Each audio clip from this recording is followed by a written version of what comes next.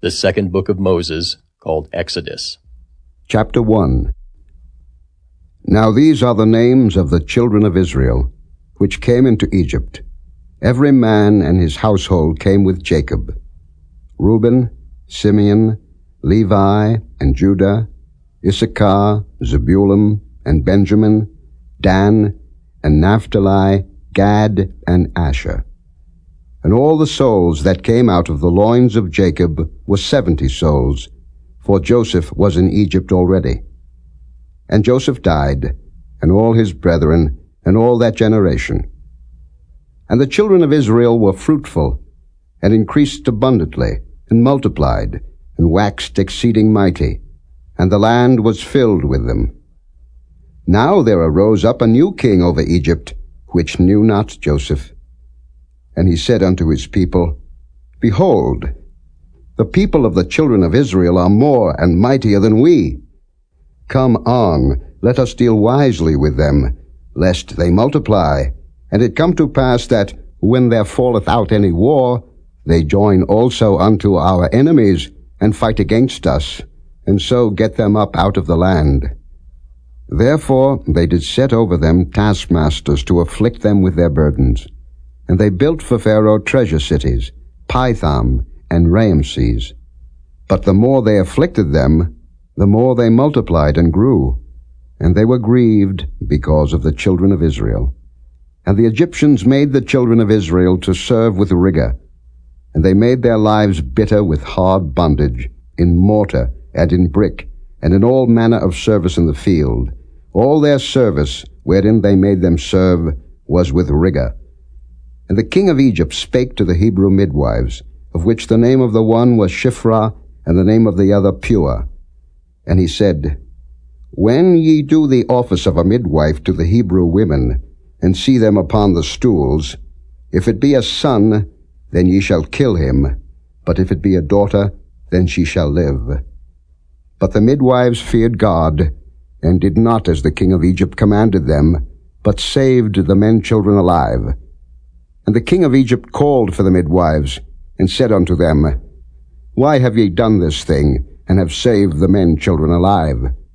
And the midwives said unto Pharaoh, Because the Hebrew women are not as the Egyptian women, for they are lively, and are delivered ere the midwives come in unto them. Therefore God dealt well with the midwives, and the people multiplied, and waxed very mighty. And it came to pass, because the midwives feared God, that he made them houses. And Pharaoh charged all his people, saying, Every son that is born ye shall cast into the river, and every daughter ye shall save alive. Chapter 2. And there went a man of the house of Levi, and took to wife a daughter of Levi. And the woman conceived, and bare a son. And when she saw him that he was a goodly child, she hid him 3 months. And when she could not longer hide him, she took for him an ark of bulrushes, and daubed it with slime and with pitch, and put the child therein, and she laid it in the flags by the river's brink. And his sister stood afar off, to wit what would be done to him. And the daughter of Pharaoh came down to wash herself at the river, and her maidens walked along by the river's side. And when she saw the ark among the flags, she sent her maid to fetch it. And when she had opened it, she saw the child, and behold, the babe wept. And she had compassion on him, and said, This is one of the Hebrews' children. Then said his sister to Pharaoh's daughter, Shall I go and call to thee a nurse of the Hebrew women, that she may nurse the child for thee? And Pharaoh's daughter said to her, Go. And the maid went and called the child's mother. And Pharaoh's daughter said unto her, Take this child away, and nurse it for me, and I will give thee thy wages. And the woman took the child, and nursed it. And the child grew, and she brought him unto Pharaoh's daughter, and he became her son. And she called his name Moses, and she said, Because I drew him out of the water. And it came to pass in those days, when Moses was grown, that he went out unto his brethren, and looked on their burdens. And he spied an Egyptian smiting an Hebrew, one of his brethren. And he looked this way and that way, and when he saw that there was no man, he slew the Egyptian and hid him in the sand. And when he went out the second day, behold, 2 men of the Hebrews strove together, and he said to him that did the wrong, Wherefore smitest thou thy fellow?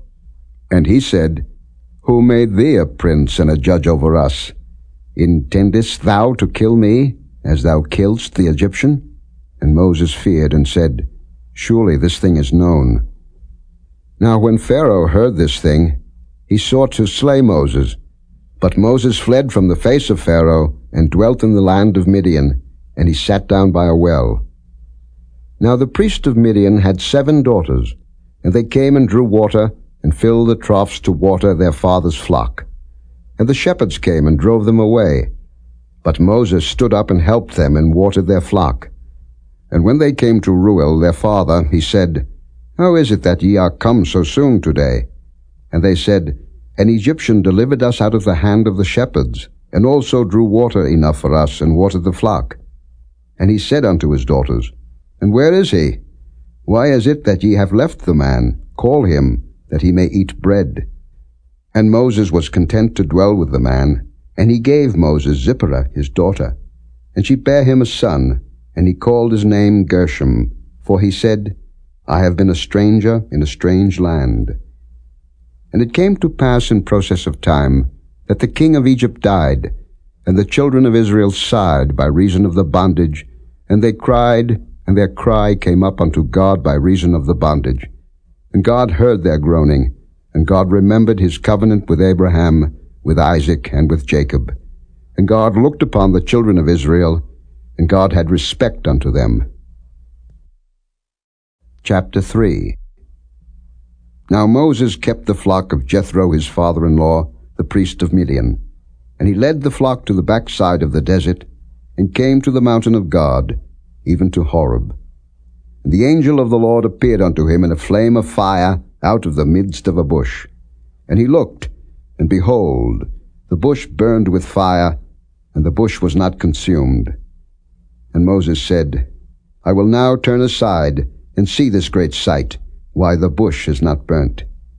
And when the Lord saw that he turned aside to see, God called unto him out of the midst of the bush, and said, Moses, Moses.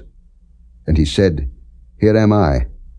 And he said, Draw not nigh hither, put off thy shoes from off thy feet, for the place whereon thou standest is holy ground. Moreover he said, I am the God of thy father, the God of Abraham, the God of Isaac, and the God of Jacob. And Moses hid his face, for he was afraid to look upon God. And the Lord said, I have surely seen the affliction of my people which are in Egypt, and have heard their cry by reason of their taskmasters, for I know their sorrows. And I am come down to deliver them out of the land of the Egyptians, and to bring them up out of that land unto a good land and a large, unto a land flowing with milk and honey, unto the place of the Canaanites, and the Hittites, and the Amorites, and the Perizzites, and the Hivites, and the Jebusites. Now therefore, behold, the cry of the children of Israel is come unto me, and I have also seen the oppression wherewith the Egyptians oppress them. Come now therefore, and I will send thee unto Pharaoh, that thou mayest bring forth my people, the children of Israel, out of Egypt. And Moses said unto God, Who am I, that I should go unto Pharaoh, and that I should bring forth the children of Israel out of Egypt? And he said, Certainly I will be with thee, and this shall be a token unto thee, that I have sent thee. When thou hast brought forth the people out of Egypt, ye shall serve God upon this mountain. And Moses said unto God, Behold, when I come unto the children of Israel, and shall say unto them, The God of your fathers hath sent me unto you, and they shall say to me, What is his name? What shall I say unto them? And God said unto Moses, I am that I am. And he said, Thus shalt thou say unto the children of Israel, I am hath sent me unto you. And God said moreover unto Moses, Thus shalt thou say unto the children of Israel, The Lord God of your fathers, the God of Abraham, the God of Isaac and the God of Jacob, hath sent me unto you. This is my name forever, and this is my memorial unto all generations. Go and gather the elders of Israel together, and say unto them, The Lord God of your fathers, the God of Abraham, of Isaac, and of Jacob, appeared unto me, saying, I have surely visited you, and seen that which is done to you in Egypt. And I have said, I will bring you up out of the affliction of Egypt unto the land of the Canaanites, and the Hittites, and the Amorites, and the Perizzites, and the Hivites, and the Jebusites, unto a land flowing with milk and honey. And they shall hearken to thy voice, and thou shalt come, thou and the elders of Israel, unto the king of Egypt, and ye shall say unto him, The Lord God of the Hebrews hath met with us, and now let us go, we beseech thee, 3 days' journey into the wilderness, that we may sacrifice to the Lord our God. And I am sure that the king of Egypt will not let you go, no, not by a mighty hand. And I will stretch out my hand, and smite Egypt with all my wonders which I will do in the midst thereof, and after that he will let you go.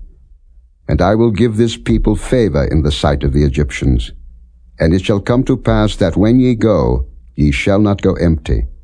But every woman shall borrow of her neighbor, and of her that sojourneth in her house, jewels of silver, and jewels of gold, and raiment, and ye shall put them upon your sons and upon your daughters, and ye shall spoil the Egyptians.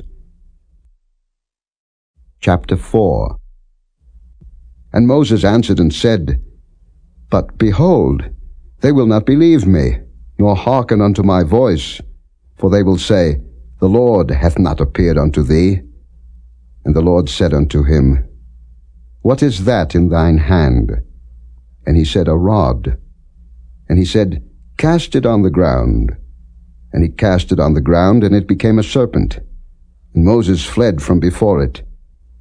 And the Lord said unto Moses, Put forth thine hand, and take it by the tail. And he put forth his hand, and caught it, and it became a rod in his hand, that they may believe that the Lord God of their fathers, the God of Abraham, the God of Isaac, and the God of Jacob, hath appeared unto thee. And the Lord said furthermore unto him, Put now thine hand into thy bosom. And he put his hand into his bosom, and when he took it out, behold, his hand was leprous as snow. And he said, Put thine hand into thy bosom again. And he put his hand into his bosom again, and plucked it out of his bosom, and behold, it was turned again as his other flesh. And it shall come to pass, if they will not believe thee, neither hearken to the voice of the first sign, that they will believe the voice of the latter sign. And it shall come to pass, if they will not believe also these 2 signs, neither hearken unto thy voice, that thou shalt take of the water of the river, and pour it upon the dry land, and the water which thou takest out of the river shall become blood upon the dry land. And Moses said unto the Lord, O my Lord, I am not eloquent, neither heretofore, nor since thou hast spoken unto thy servant, but I am slow of speech, and of a slow tongue. And the Lord said unto him, Who hath made man's mouth? Or who maketh the dumb, or deaf, or the seeing, or the blind? Have not I the Lord? Now therefore go, and I will be with thy mouth, and teach thee what thou shalt say. And he said, O my Lord, send, I pray thee, by the hand of him whom thou wilt send. And the anger of the Lord was kindled against Moses. And he said, Is not Aaron the Levite thy brother? I know that he can speak well. And also, behold, he cometh forth to meet thee, and when he seeth thee, he will be glad in his heart. And thou shalt speak unto him, and put words in his mouth. And I will be with thy mouth, and with his mouth, and will teach you what ye shall do. And he shall be thy spokesman unto the people. And he shall be, even he shall be to thee instead of a mouth, and thou shalt be to him instead of God. And thou shalt take this rod in thine hand, wherewith thou shalt do signs. And Moses went and returned to Jethro his father-in-law, and said unto him, Let me go, I pray thee, and return unto my brethren which are in Egypt, and see whether they be yet alive. And Jethro said to Moses, Go in peace. And the Lord said unto Moses in Midian, Go, return into Egypt, for all the men are dead which sought thy life. And Moses took his wife and his sons, and set them upon an ass, and he returned to the land of Egypt. And Moses took the rod of God in his hand. And the Lord said unto Moses, When thou goest to return into Egypt, see that thou do all those wonders before Pharaoh, which I have put in thine hand. But I will harden his heart, that he shall not let the people go.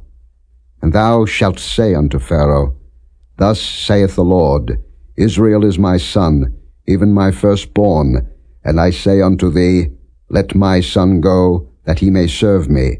And if thou refuse to let him go, behold, I will slay thy son, even thy firstborn. And it came to pass by the way in the inn, that the Lord met him, and sought to kill him.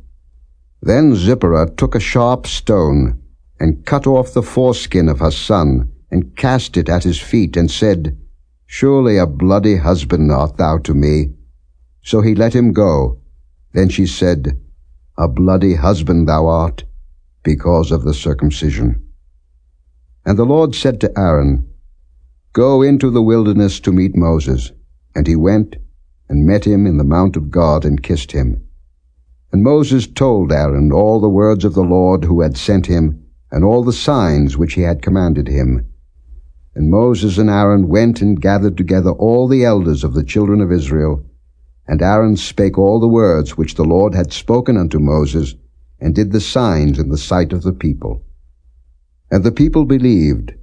And when they heard that the Lord had visited the children of Israel, and that he had looked upon their affliction, then they bowed their heads and worshipped. Chapter 5. And afterward Moses and Aaron went in, and told Pharaoh, Thus saith the Lord God of Israel, Let my people go, that they may hold a feast unto me in the wilderness.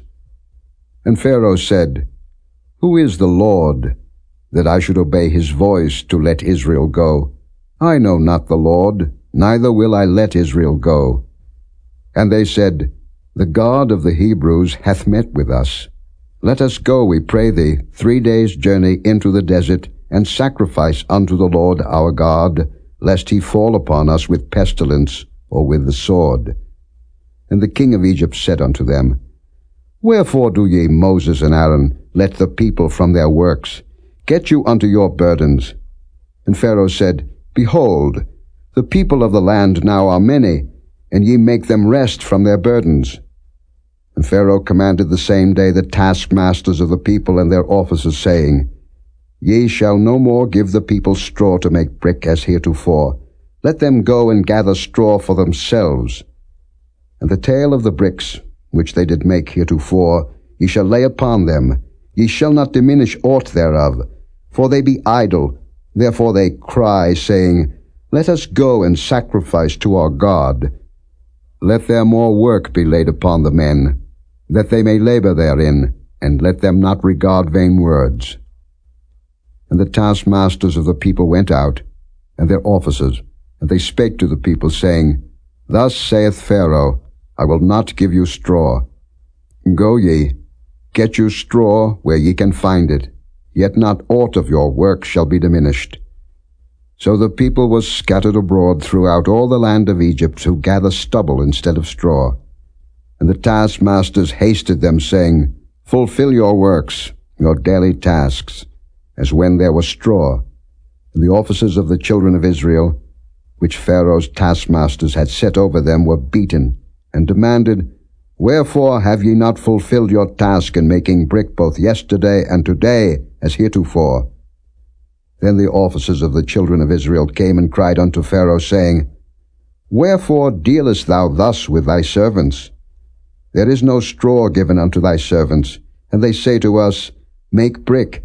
And behold, thy servants are beaten, but the fault is in thine own people.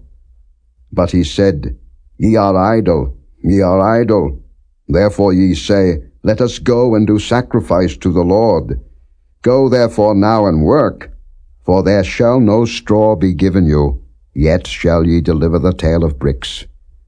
And the officers of the children of Israel did see that they were in evil case, after it was said, Ye shall not minish aught from your bricks of your daily task. And they met Moses and Aaron, who stood in the way, as they came forth from Pharaoh. And they said unto them, The Lord look upon you and judge, because ye have made our savour to be abhorred in the eyes of Pharaoh, and in the eyes of his servants, to put a sword in their hand to slay us. And Moses returned unto the Lord, and said, Lord, wherefore hast thou so evil entreated this people? Why is it that thou hast sent me? For since I came to Pharaoh to speak in thy name, he hath done evil to this people, neither hast thou delivered thy people at all. Chapter 6. Then the Lord said unto Moses, Now shalt thou see what I will do to Pharaoh, for with a strong hand shall he let them go, and with a strong hand shall he drive them out of his land. And God spake unto Moses, and said unto him, I am the Lord. And I appeared unto Abraham, unto Isaac, and unto Jacob, by the name of God Almighty. But by my name Jehovah was I not known to them. And I have also established my covenant with them, to give them the land of Canaan, the land of their pilgrimage, wherein they were strangers. And I have also heard the groaning of the children of Israel, whom the Egyptians keep in bondage, and I have remembered my covenant. Wherefore say unto the children of Israel, I am the Lord, and I will bring you out from under the burdens of the Egyptians, and I will rid you out of their bondage, and I will redeem you with a stretched out arm, and with great judgments. And I will take you to me for a people, and I will be to you a God, and ye shall know that I am the Lord your God, which bringeth you out from under the burdens of the Egyptians. And I will bring you in unto the land, concerning the which I did swear to give it to Abraham, to Isaac, and to Jacob, and I will give it you for an heritage. I am the Lord. And Moses spake so unto the children of Israel, but they hearkened not unto Moses for anguish of spirit, and for cruel bondage. And the Lord spake unto Moses, saying, Go in, speak unto Pharaoh king of Egypt, that he let the children of Israel go out of his land. And Moses spake before the Lord, saying, Behold, the children of Israel have not hearkened unto me. How then shall Pharaoh hear me, who am of uncircumcised lips?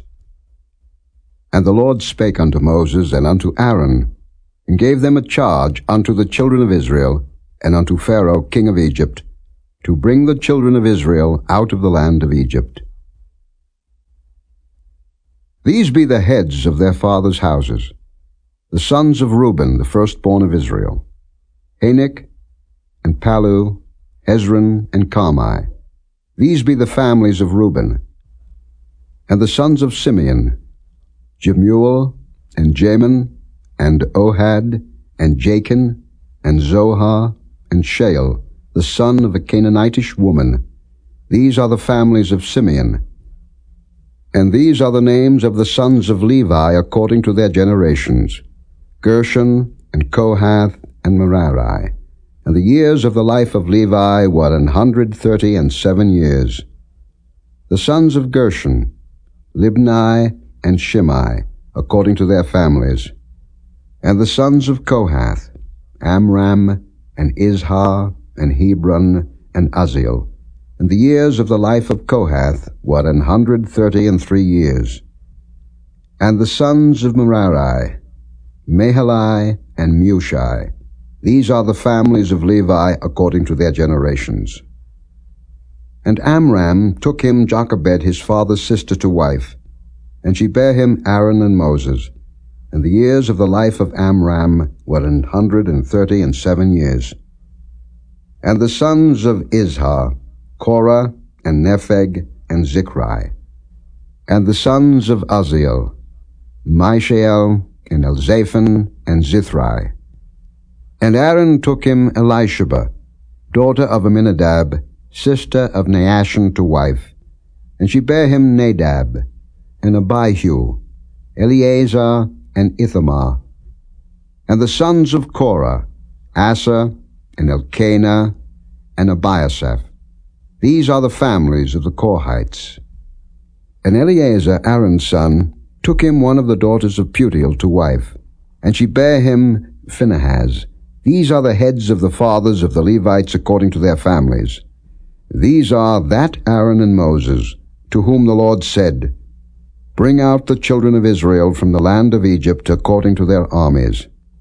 These are they which spake to Pharaoh king of Egypt, to bring out the children of Israel from Egypt. These are that Moses and Aaron.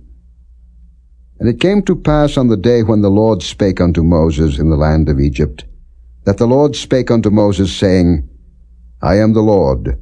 Speak thou unto Pharaoh king of Egypt all that I say unto thee. And Moses said before the Lord, Behold, I am of uncircumcised lips, and how shall Pharaoh hearken unto me? Chapter 7. And the Lord said unto Moses, See, I have made thee a god to Pharaoh, and Aaron thy brother shall be thy prophet. Thou shalt speak all that I command thee, and Aaron thy brother shall speak unto Pharaoh, that he send the children of Israel out of his land. And I will harden Pharaoh's heart, and multiply my signs and my wonders in the land of Egypt. But Pharaoh shall not hearken unto you, that I may lay my hand upon Egypt, and bring forth mine armies, and my people the children of Israel, out of the land of Egypt by great judgments. And the Egyptians shall know that I am the Lord, when I stretch forth mine hand upon Egypt, and bring out the children of Israel from among them. And Moses and Aaron did as the Lord commanded them, so did they. And Moses was 80 years old, and Aaron 83 years old, when they spake unto Pharaoh. And the Lord spake unto Moses and unto Aaron, saying, When Pharaoh shall speak unto you, saying, Show a miracle for you, then thou shalt say unto Aaron, Take thy rod, and cast it before Pharaoh, and it shall become a serpent. And Moses and Aaron went in unto Pharaoh, and they did so as the Lord had commanded. And Aaron cast down his rod before Pharaoh, and before his servants, and it became a serpent. Then Pharaoh also called the wise men and the sorcerers. Now the magicians of Egypt, they also did in like manner with their enchantments. For they cast down every man his rod, and they became serpents. But Aaron's rod swallowed up their rods. And he hardened Pharaoh's heart, that he hearkened not unto them, as the Lord had said. And the Lord said unto Moses, Pharaoh's heart is hardened. He refuseth to let the people go. Get thee unto Pharaoh in the morning. Lo, he goeth out unto the water, and thou shalt stand by the river's brink against he come, and the rod which was turned to a serpent shalt thou take in thine hand, and thou shalt say unto him, The Lord God of the Hebrews hath sent me unto thee, saying, Let my people go, that they may serve me in the wilderness. And behold, hitherto thou wouldest not hear. Thus saith the Lord, In this thou shalt know that I am the Lord. Behold, I will smite with the rod that is in mine hand upon the waters which are in the river, and they shall be turned to blood. And the fish that is in the river shall die, and the river shall stink, and the Egyptians shall loathe to drink of the water of the river. And the Lord spake unto Moses, Say unto Aaron, Take thy rod, and stretch out thine hand upon the waters of Egypt, upon their streams, upon their rivers, and upon their ponds, and upon all their pools of water, that they may become blood, and that there may be blood throughout all the land of Egypt, both in vessels of wood and in vessels of stone. And Moses and Aaron did so, as the Lord commanded, and he lifted up the rod, and smote the waters that were in the river, in the sight of Pharaoh, and in the sight of his servants, and all the waters that were in the river were turned to blood. And the fish that was in the river died, and the river stank, and the Egyptians could not drink of the water of the river, and there was blood throughout all the land of Egypt. And the magicians of Egypt did so with their enchantments. And Pharaoh's heart was hardened, neither did he hearken unto them, as the Lord had said. And Pharaoh turned and went into his house, neither did he set his heart to this also. And all the Egyptians digged round about the river for water to drink, for they could not drink of the water of the river. And 7 days were fulfilled, after that the Lord had smitten the river. Chapter 8. And the Lord spake unto Moses, Go unto Pharaoh, and say unto him, Thus saith the Lord, Let my people go, that they may serve me. And if thou refuse to let them go, behold, I will smite all thy borders with frogs.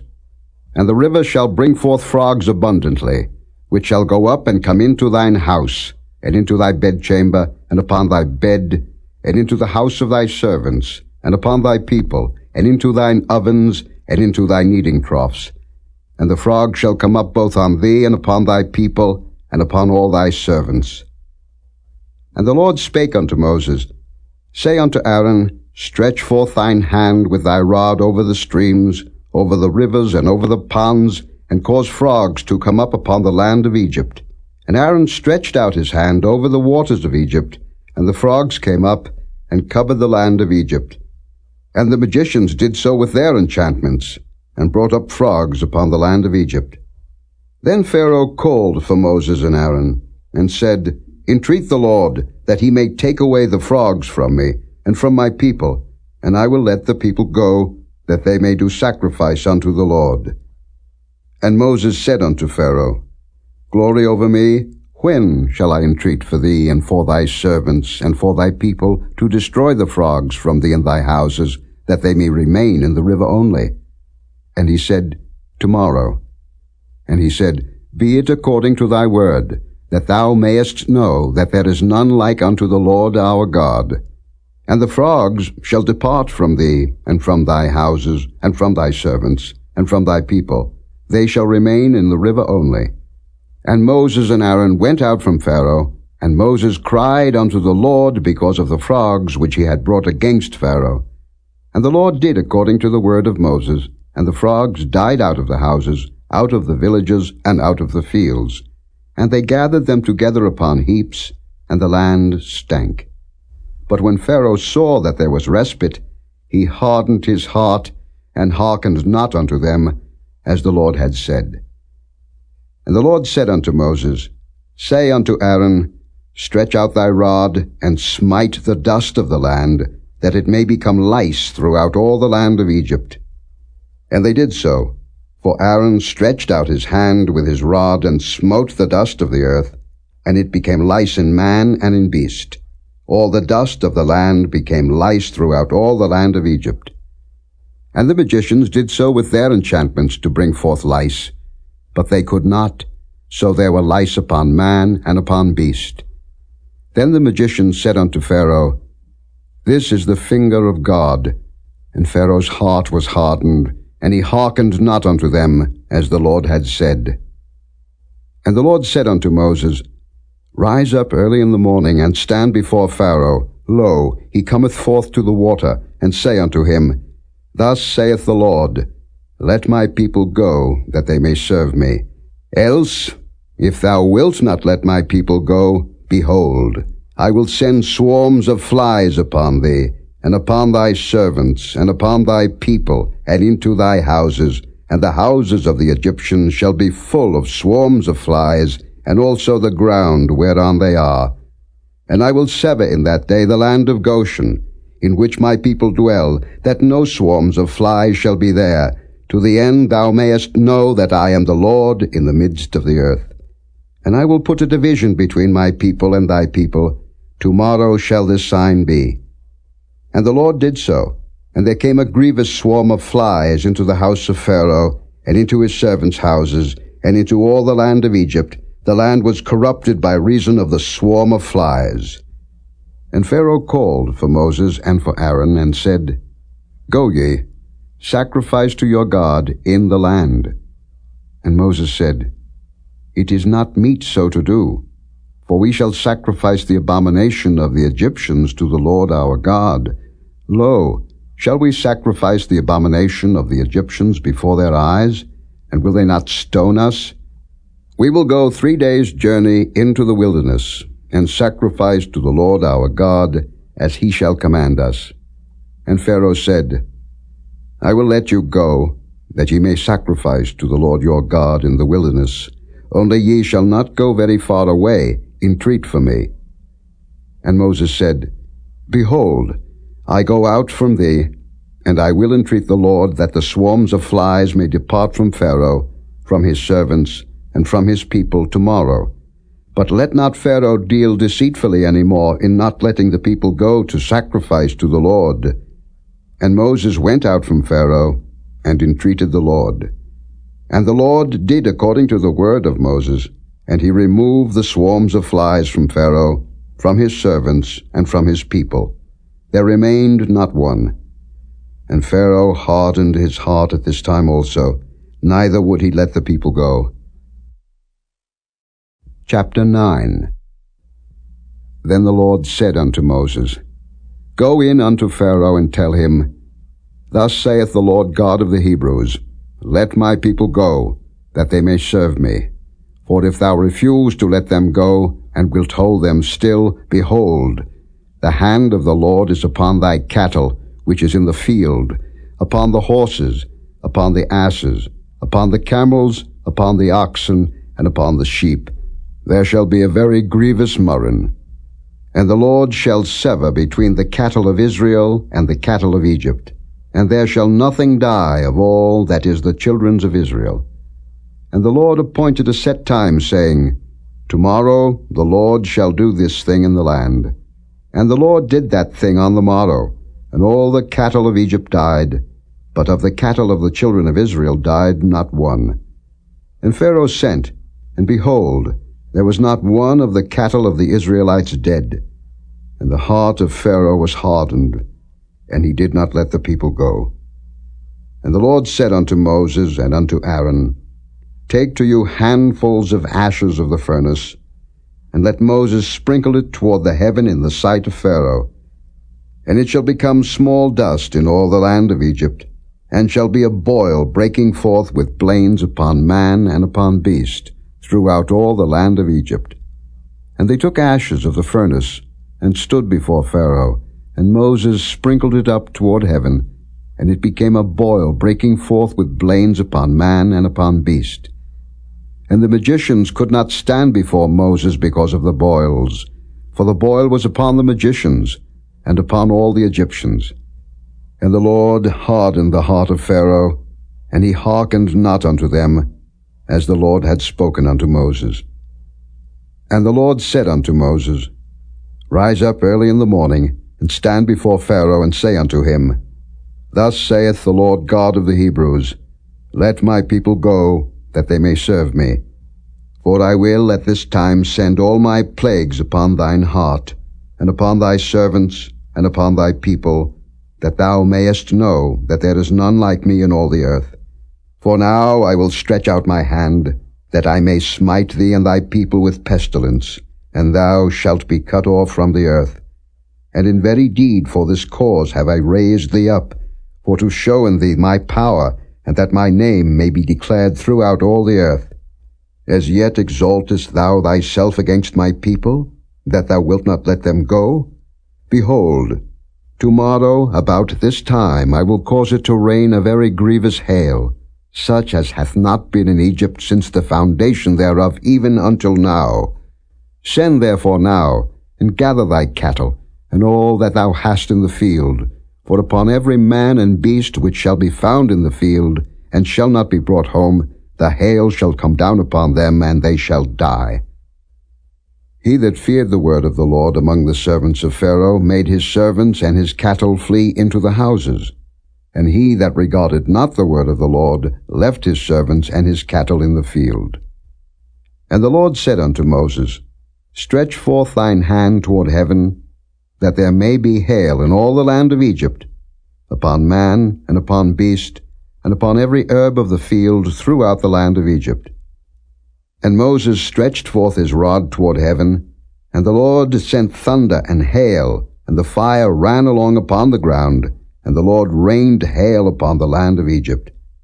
So there was hail, and fire mingled with the hail, very grievous, such as there was none like it in all the land of Egypt since it became a nation.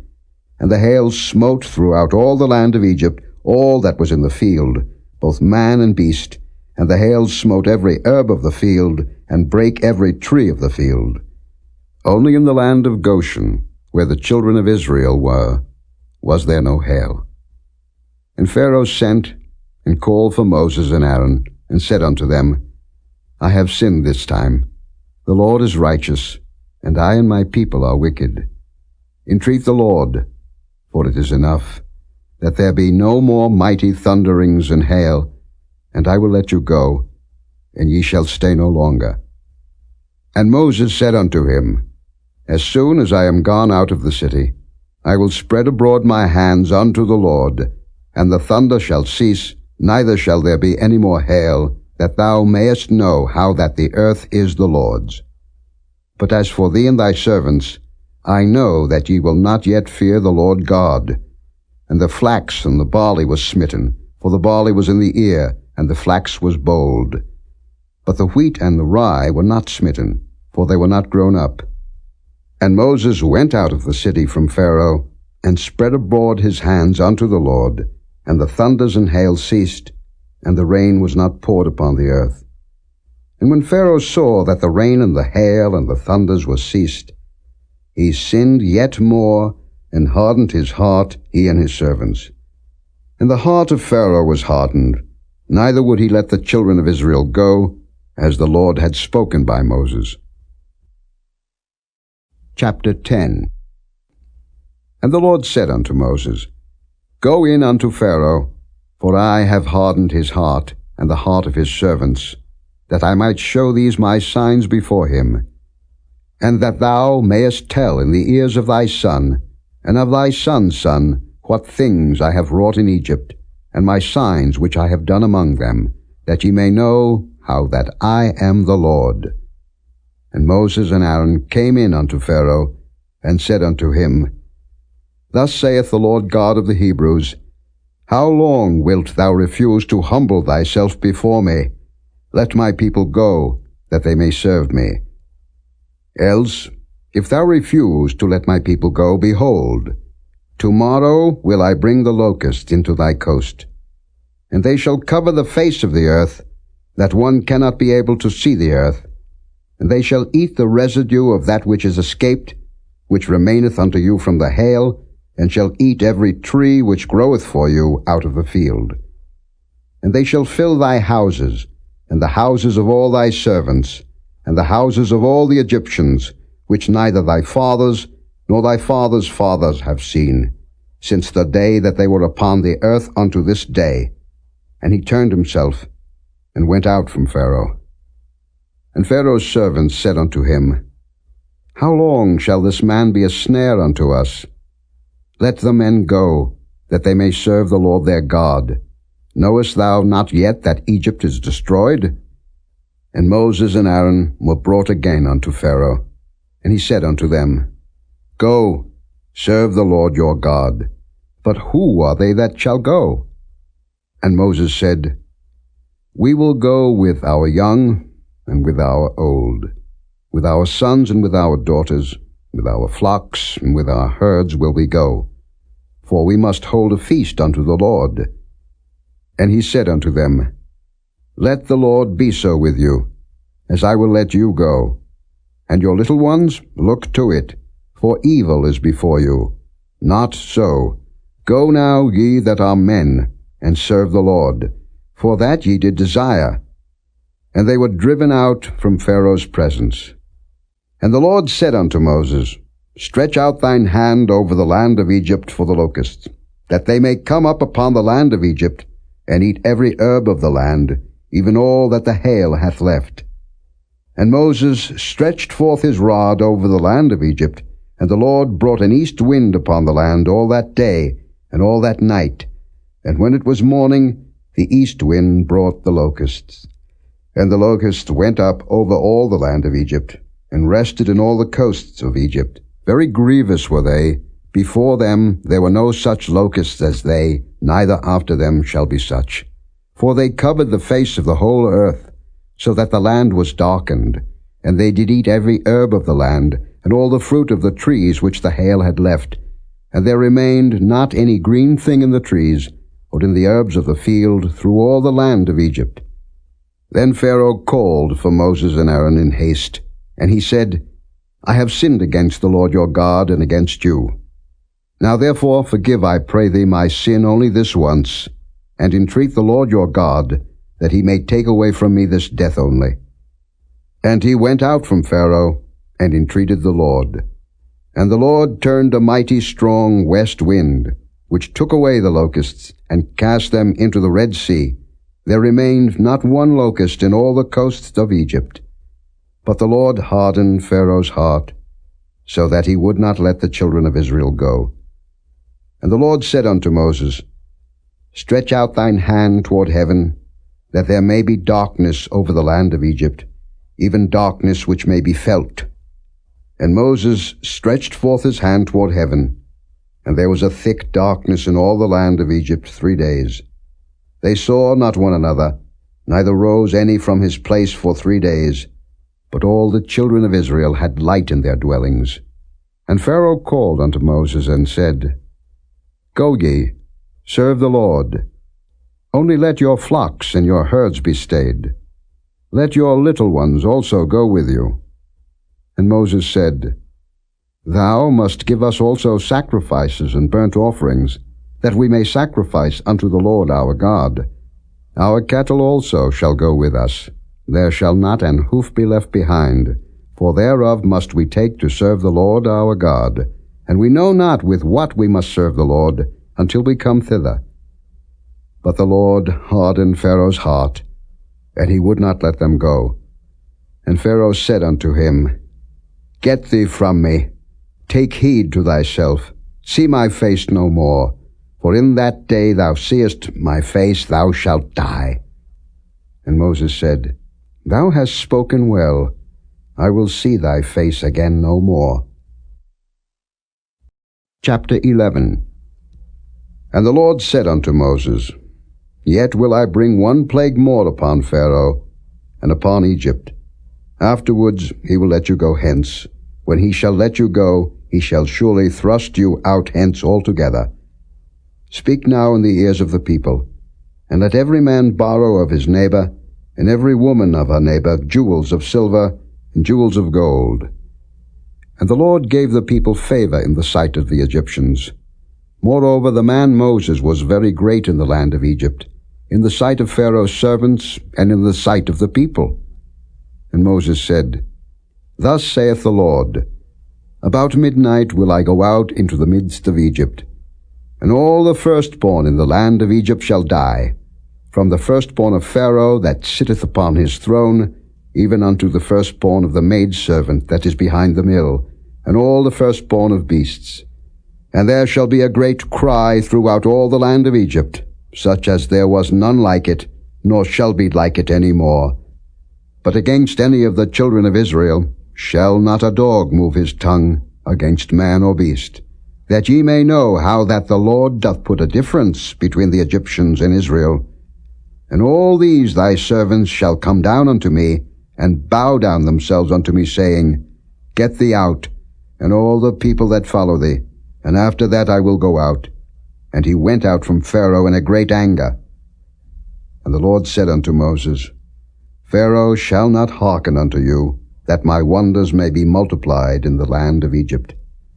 And Moses and Aaron did all these wonders before Pharaoh, and the Lord hardened Pharaoh's heart, so that he would not let the children of Israel go out of his land. Chapter 12. And the Lord spake unto Moses and Aaron in the land of Egypt, saying, This month shall be unto you the beginning of months. It shall be the first month of the year to you. Speak ye unto all the congregation of Israel, saying, In the 10th day of this month they shall take to them every man a lamb, according to the house of their fathers, a lamb for an house. And if the household be too little for the lamb, let him and his neighbor next unto his house take it according to the number of the souls. Every man according to his eating shall make your count for the lamb. Your lamb shall be without blemish, a male of the first year. Ye shall take it out from the sheep or from the goats. And ye shall keep it up until the 14th day of the same month, and the whole assembly of the congregation of Israel shall kill it in the evening. And they shall take of the blood, and strike it on the 2 side posts and on the upper door post of the houses wherein they shall eat it. And they shall eat the flesh in that night, roast with fire, and unleavened bread, and with bitter herbs they shall eat it. Eat not of it raw, nor sodden it all with water, but roast with fire, his head with his legs, and with the purtenance thereof. And ye shall let nothing of it remain until the morning, and that which remaineth of it until the morning ye shall burn with fire. And thus shall ye eat it, with your loins girded, your shoes on your feet, and your staff in your hand, and ye shall eat it in haste. It is the Lord's Passover. For I will pass through the land of Egypt this night, and will smite all the firstborn in the land of Egypt, both man and beast, and against all the gods of Egypt I will execute judgment. I am the Lord. And the blood shall be to you for a token upon the houses where ye are. And when I see the blood, I will pass over you, and the plague shall not be upon you to destroy you, when I smite the land of Egypt. And this day shall be unto you for a memorial, and ye shall keep it a feast to the Lord throughout your generations. Ye shall keep it a feast by an ordinance for ever. 7 days shall ye eat unleavened bread. Even the first day ye shall put away leaven out of your houses. For whosoever eateth leavened bread from the first day until the 7th day, that soul shall be cut off from Israel. And in the first day there shall be an holy convocation. And in the 7th day there shall be an holy convocation to you. No manner of work shall be done in them, save that which every man must eat, that only may be done of you. And ye shall observe the feast of unleavened bread. For in this selfsame day have I brought your armies out of the land of Egypt. Therefore shall ye observe this day in your generations by an ordinance forever. In the 1st month, on the 14th day of the month at even, ye shall eat unleavened bread, until the 21st day of the month at even. 7 days shall there be no leaven found in your houses. For whosoever eateth that which is leavened, even that soul shall be cut off from the congregation of Israel, whether he be a stranger or born in the land. Ye shall eat nothing leavened. In all your habitations shall ye eat unleavened bread. Then Moses called for all the elders of Israel, and said unto them, Draw out and take you a lamb according to your families, and kill the Passover. And ye shall take a bunch of hyssop, and dip it in the blood that is in the basin, and strike the lintel and the 2 side posts with the blood that is in the basin, and none of you shall go out at the door of his house until the morning. For the Lord will pass through to smite the Egyptians. And when he seeth the blood upon the lintel, and on the 2 side posts, the Lord will pass over the door, and will not suffer the destroyer to come in unto your houses to smite you. And ye shall observe this thing for an ordinance to thee and to thy sons forever. And it shall come to pass, when ye be come to the land which the Lord will give you, according as he hath promised, that ye shall keep this service. And it shall come to pass, when your children shall say unto you, What mean ye by this service? That ye shall say, It is the sacrifice of the Lord's Passover, who passed over the houses of the children of Israel in Egypt, when he smote the Egyptians, and delivered our houses. And the people bowed the head and worshipped. And the children of Israel went away, and did as the Lord had commanded Moses and Aaron, so did they. And it came to pass, that at midnight the Lord smote all the firstborn in the land of Egypt, from the firstborn of Pharaoh that sat on his throne, unto the firstborn of the captive that was in the dungeon, and all the firstborn of cattle. And Pharaoh rose up in the night, he, and all his servants, and all the Egyptians. And there was a great cry in Egypt, for there was not a house where there was not one dead. And he called for Moses and Aaron by night, and said, Rise up, and get you forth from among my people, both ye and the children of Israel, and go, serve the Lord, as ye have said. Also take your flocks and your herds, as ye have said, and be gone, and bless me also. And the Egyptians were urgent upon the people, that they might send them out of the land in haste, for they said, We be all dead men. And the people took their dough before it was leavened, their kneading troughs being bound up in their clothes upon their shoulders. And the children of Israel did according to the word of Moses. And they borrowed of the Egyptians jewels of silver, and jewels of gold, and raiment. And the Lord gave the people favor in the sight of the Egyptians, so that they lent unto them such things as they required. And they spoiled the Egyptians. And the children of Israel journeyed from Ramesses to Succoth, about 600,000 on foot that were men, beside children. And a mixed multitude went up also with them, and flocks and herds, even very much cattle. And they baked unleavened cakes of the dough which they brought forth out of Egypt, for it was not leavened, because they were thrust out of Egypt, and could not tarry, neither had they prepared for themselves any victual. Now the sojourning of the children of Israel who dwelt in Egypt was 430 years. And it came to pass at the end of the 430 years, even the selfsame day it came to pass, that all the hosts of the Lord went out from the land of Egypt. It is a night to be much observed unto the Lord for bringing them out from the land of Egypt. This is that night of the Lord to be observed of all the children of Israel in their generations. And the Lord said unto Moses and Aaron, This is the ordinance of the Passover. There shall no stranger eat thereof, but every man's servant that is bought for money, when thou hast circumcised him, then shall he eat thereof. A foreigner and an hired servant shall not eat thereof. In one house shall it be eaten. Thou shalt not carry forth aught of the flesh abroad out of the house, neither shall ye break a bone thereof. All the congregation of Israel shall keep it. And when a stranger shall sojourn with thee, and will keep the Passover to the Lord, let all his males be circumcised, and then let him come near and keep it. And he shall be as one that is born in the land, for no uncircumcised person shall eat thereof. One law shall be to him that is homeborn, and unto the stranger that sojourneth among you. Thus did all the children of Israel, as the Lord commanded Moses and Aaron, so did they. And it came to pass the selfsame day, that the Lord did bring the children of Israel out of the land of Egypt by their armies. Chapter 13. And the Lord spake unto Moses, saying, Sanctify unto me all the firstborn, whatsoever openeth the womb among the children of Israel, both of man and of beast, it is mine. And Moses said unto the people, Remember this day, in which ye came out from Egypt, out of the house of bondage. For by strength of hand the Lord brought you out from this place. There shall no leavened bread be eaten. This day came ye out in the month Abib. And it shall be when the Lord shall bring thee into the land of the Canaanites, and the Hittites, and the Amorites, and the Hivites, and the Jebusites, which he sware unto thy fathers to give thee, a land flowing with milk and honey, that thou shalt keep this service in this month.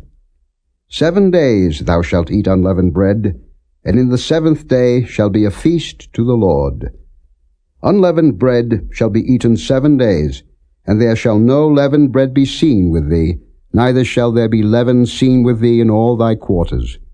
And thou shalt show thy son in that day, saying, This is done because of that which the Lord did unto me when I came forth out of Egypt. And it shall be for a sign unto thee upon thine hand, and for a memorial between thine eyes, that the Lord's law may be in thy mouth, for with a strong hand hath the Lord brought thee out of Egypt. Thou shalt therefore keep this ordinance in his season from year to year. And it shall be when the Lord shall bring thee into the land of the Canaanites, as he sware unto thee and to thy fathers, and shall give it thee, that thou shalt set apart unto the Lord all that openeth the matrix, and every firstling that cometh of a beast which thou hast, the males shall be the Lord's. And every firstling of an ass thou shalt redeem with a lamb. And if thou wilt not redeem it, then thou shalt break his neck, and all the firstborn of man among thy children shalt thou redeem. And it shall be, when thy son asketh thee in time to come, saying, What is this? That thou shalt say unto him, By strength of hand the Lord brought us out from Egypt, from the house of bondage. And it came to pass, when Pharaoh would hardly let us go, that the Lord slew all the firstborn in the land of Egypt, both the firstborn of man and the firstborn of beast. Therefore I sacrifice to the Lord all that openeth the matrix, being males. But all the firstborn of my children I redeem. And it shall be for a token upon thine hand, and for frontlets between thine eyes. For by strength of hand the Lord brought us forth out of Egypt. And it came to pass, when Pharaoh had let the people go, that God led them not through the way of the land of the Philistines, although that was near. For God said, Lest peradventure the people repent when they see war, and they return to Egypt. But God led the people about through the way of the wilderness of the Red Sea, and the children of Israel went up harnessed out of the land of Egypt. And Moses took the bones of Joseph with him, for he had straitly sworn the children of Israel, saying, God will surely visit you, and ye shall carry up my bones away hence with you. And they took their journey from Succoth, and encamped in Etham in the edge of the wilderness. And the Lord went before them by day in a pillar of a cloud, to lead them the way, and by night in a pillar of fire, to give them light, to go by day and night. He took not away the pillar of the cloud by day, nor the pillar of fire by night from before the people. Chapter 14. And the Lord spake unto Moses, saying, Speak unto the children of Israel, that they turn and encamp before Pihahiroth, between Migdol and the sea, over against Baal-zephon. Before it shall ye encamp by the sea. For Pharaoh will say of the children of Israel, They are entangled in the land, the wilderness hath shut them in. And I will harden Pharaoh's heart, that he shall follow after them. And I will be honored upon Pharaoh, and upon all his host, that the Egyptians may know that I am the Lord. And they did so. And it was told the king of Egypt that the people fled, and the heart of Pharaoh and of his servants was turned against the people, and they said, Why have we done this, that we have let Israel go from serving us? And he made ready his chariot, and took his people with him. And he took 600 chosen chariots, and all the chariots of Egypt, and captains over every one of them. And the Lord hardened the heart of Pharaoh king of Egypt, and he pursued after the children of Israel. And the children of Israel went out with an high hand. But the Egyptians pursued after them, all the horses and chariots of Pharaoh, and his horsemen, and his army, and overtook them, encamping by the sea, beside Pihahiroth, before Baal-zephon. And when Pharaoh drew nigh, the children of Israel lifted up their eyes, and behold, the Egyptians marched after them, and they were sore afraid. And the children of Israel cried out unto the Lord. And they said unto Moses, Because there were no graves in Egypt, hast thou taken us away to die in the wilderness? Wherefore hast thou dealt thus with us, to carry us forth out of Egypt? Is not this the word that we did tell thee in Egypt, saying, Let us alone, that we may serve the Egyptians? For it had been better for us to serve the Egyptians, than that we should die in the wilderness. And Moses said unto the people, Fear ye not, stand still, and see the salvation of the Lord, which he will show to you today. For the Egyptians whom ye have seen today, ye shall see them again no more forever. The Lord shall fight for you, and ye shall hold your peace. And the Lord said unto Moses, Wherefore criest thou unto me? Speak unto the children of Israel, that they go forward. But lift thou up thy rod, and stretch out thine hand over the sea, and divide it. And the children of Israel shall go on dry ground through the midst of the sea. And I, behold, I will harden the hearts of the Egyptians, and they shall follow them. And I will get me honor upon Pharaoh, and upon all his host, upon his chariots and upon his horsemen. And the Egyptians shall know that I am the Lord, when I have gotten me honor upon Pharaoh, upon his chariots, and upon his horsemen. And the angel of God, which went before the camp of Israel, removed and went behind them, and the pillar of the cloud went from before their face, and stood behind them. And it came between the camp of the Egyptians and the camp of Israel, and it was a cloud and darkness to them, but it gave light by night to these, so that the one came not near the other all the night. And Moses stretched out his hand over the sea, and the Lord caused the sea to go back by a strong east wind all that night, and made the sea dry land, and the waters were divided. And the children of Israel went into the midst of the sea upon the dry ground, and the waters were a wall unto them on their right hand and on their left. And the Egyptians pursued, and went in after them to the midst of the sea, even all Pharaoh's horses, his chariots, and his horsemen. And it came to pass that in the morning watch the Lord looked unto the host of the Egyptians through the pillar of fire and of the cloud, and troubled the host of the Egyptians, and took off their chariot wheels, that they drave them heavily, so that the Egyptians said, Let us flee from the face of Israel, for the Lord fighteth for them against the Egyptians. And the Lord said unto Moses, Stretch out thine hand over the sea, that the waters may come again upon the Egyptians, upon their chariots, and upon their horsemen.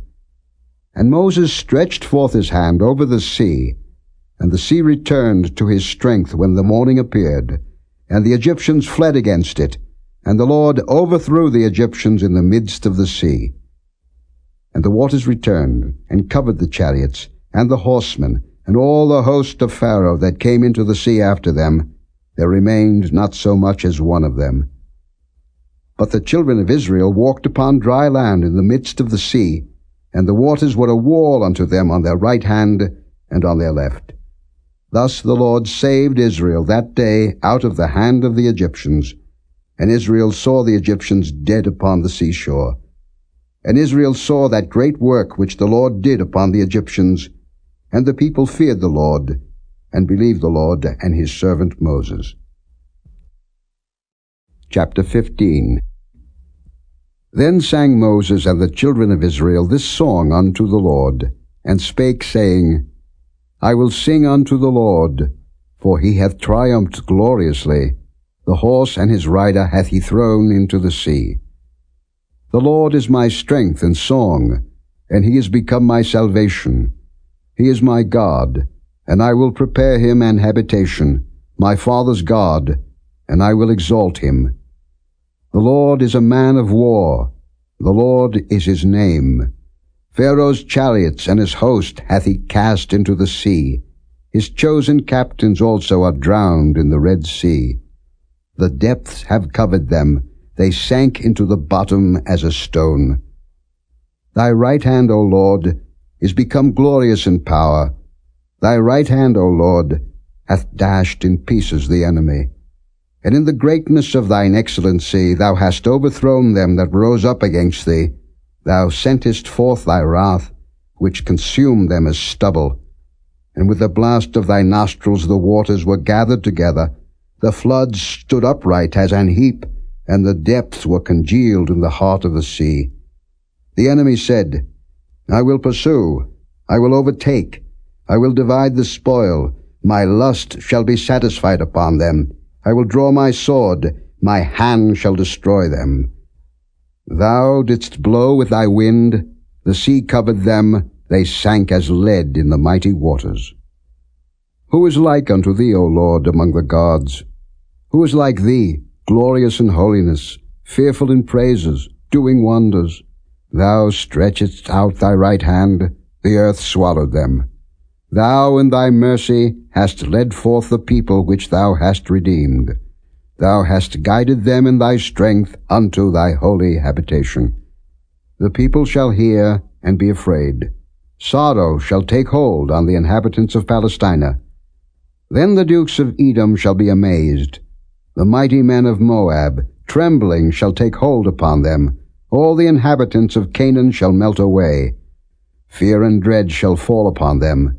By the greatness of thine arm they shall be as still as a stone, till thy people pass over, O Lord, till the people pass over, which thou hast purchased. Thou shalt bring them in, and plant them in the mountain of thine inheritance, in the place, O Lord, which thou hast made for thee to dwell in the sanctuary, O Lord, which thy hands have established. The Lord shall reign for ever and ever. For the horse of Pharaoh went in with his chariots, and with his horsemen into the sea, and the Lord brought again the waters of the sea upon them. But the children of Israel went on dry land in the midst of the sea. And Miriam the prophetess, the sister of Aaron, took a timbrel in her hand, and all the women went out after her with timbrels and with dances. And Miriam answered them, Sing ye to the Lord, for he hath triumphed gloriously. The horse and his rider hath he thrown into the sea. So Moses brought Israel from the Red Sea, and they went out into the wilderness of Shur, and they went 3 days in the wilderness and found no water. And when they came to Marah, they could not drink of the waters of Marah, for they were bitter. Therefore the name of it was called Marah. And the people murmured against Moses, saying, What shall we drink? And he cried unto the Lord. And the Lord showed him a tree, which when he had cast into the waters were made sweet.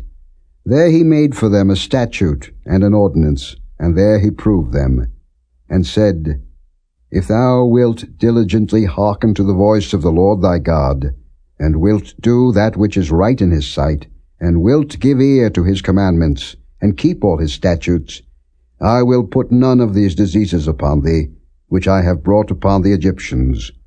For I am the Lord that healeth thee. And they came to Elim, where were 12 wells of water, and 70 palm trees, and they encamped there by the waters. Chapter 16.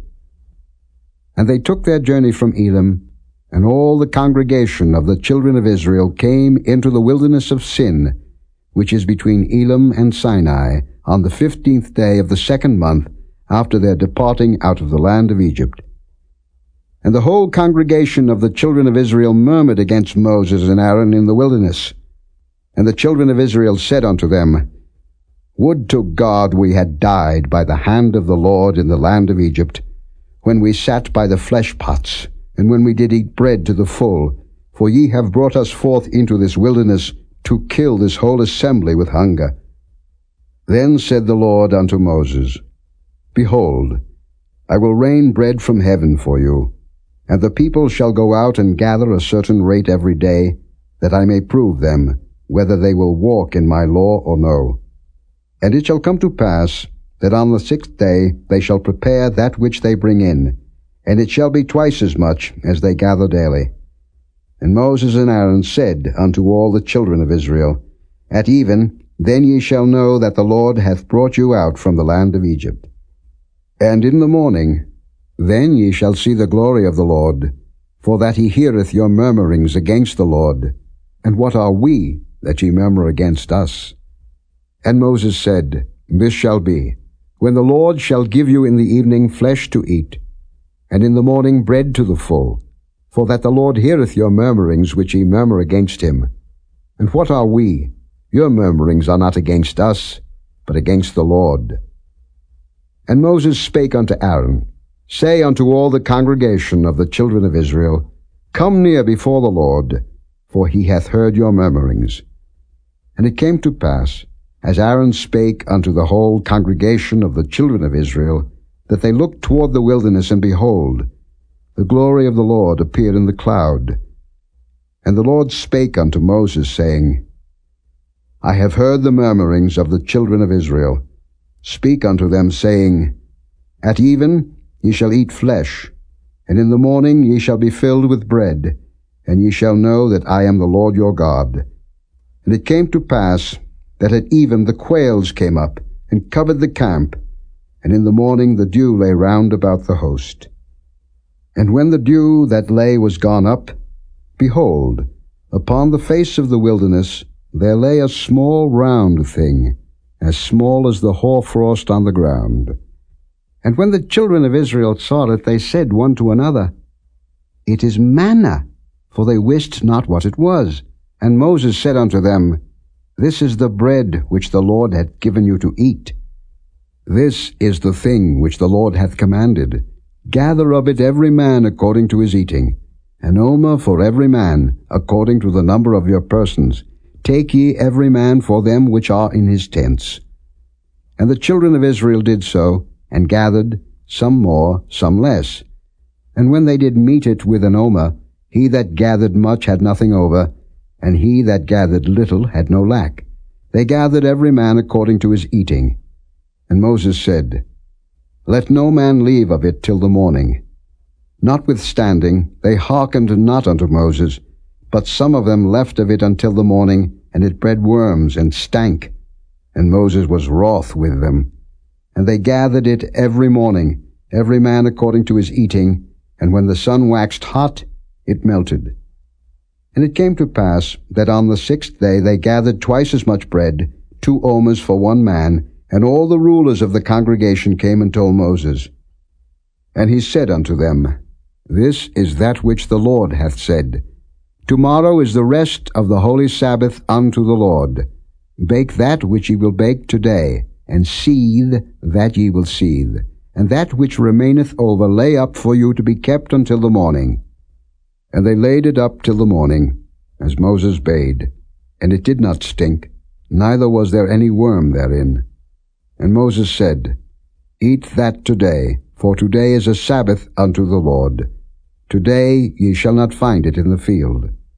6 days ye shall gather it, but on the 7th day, which is the Sabbath, in it there shall be none. And it came to pass that there went out some of the people on the 7th day for to gather, and they found none. And the Lord said unto Moses, How long refuse ye to keep my commandments and my laws? See, for that the Lord hath given you the Sabbath, therefore he giveth you on the 6th day the bread of 2 days. Abide ye every man in his place, let no man go out of his place on the 7th day. So the people rested on the 7th day. And the house of Israel called the name thereof manna, and it was like coriander seed, white, and the taste of it was like wafers made with honey. And Moses said, This is the thing which the Lord commandeth. Fill an omer of it to be kept for your generations, that they may see the bread wherewith I have fed you in the wilderness, when I brought you forth from the land of Egypt. And Moses said unto Aaron, Take a pot, and put an omer full of manna therein, and lay it up before the Lord to be kept for your generations. As the Lord commanded Moses, so Aaron laid it up before the testimony to be kept. And the children of Israel did eat manna 40 years, until they came to a land inhabited. They did eat manna until they came unto the borders of the land of Canaan. Now an omer is the 10th part of an ephah. Chapter 17. And all the congregation of the children of Israel journeyed from the wilderness of Sin after their journeys, according to the commandment of the Lord, and pitched in Rephidim, and there was no water for the people to drink. Wherefore the people did chide with Moses, and said, Give us water, that we may drink. And Moses said unto them, Why chide ye with me? Wherefore do ye tempt the Lord? And the people thirsted there for water, and the people murmured against Moses, and said, Wherefore is this that thou hast brought us up out of Egypt, to kill us and our children and our cattle with thirst? And Moses cried unto the Lord, saying, What shall I do unto this people? They be almost ready to stone me. And the Lord said unto Moses, Go on before the people, and take with thee of the elders of Israel, and thy rod wherewith thou smotest the river, take in thine hand, and go.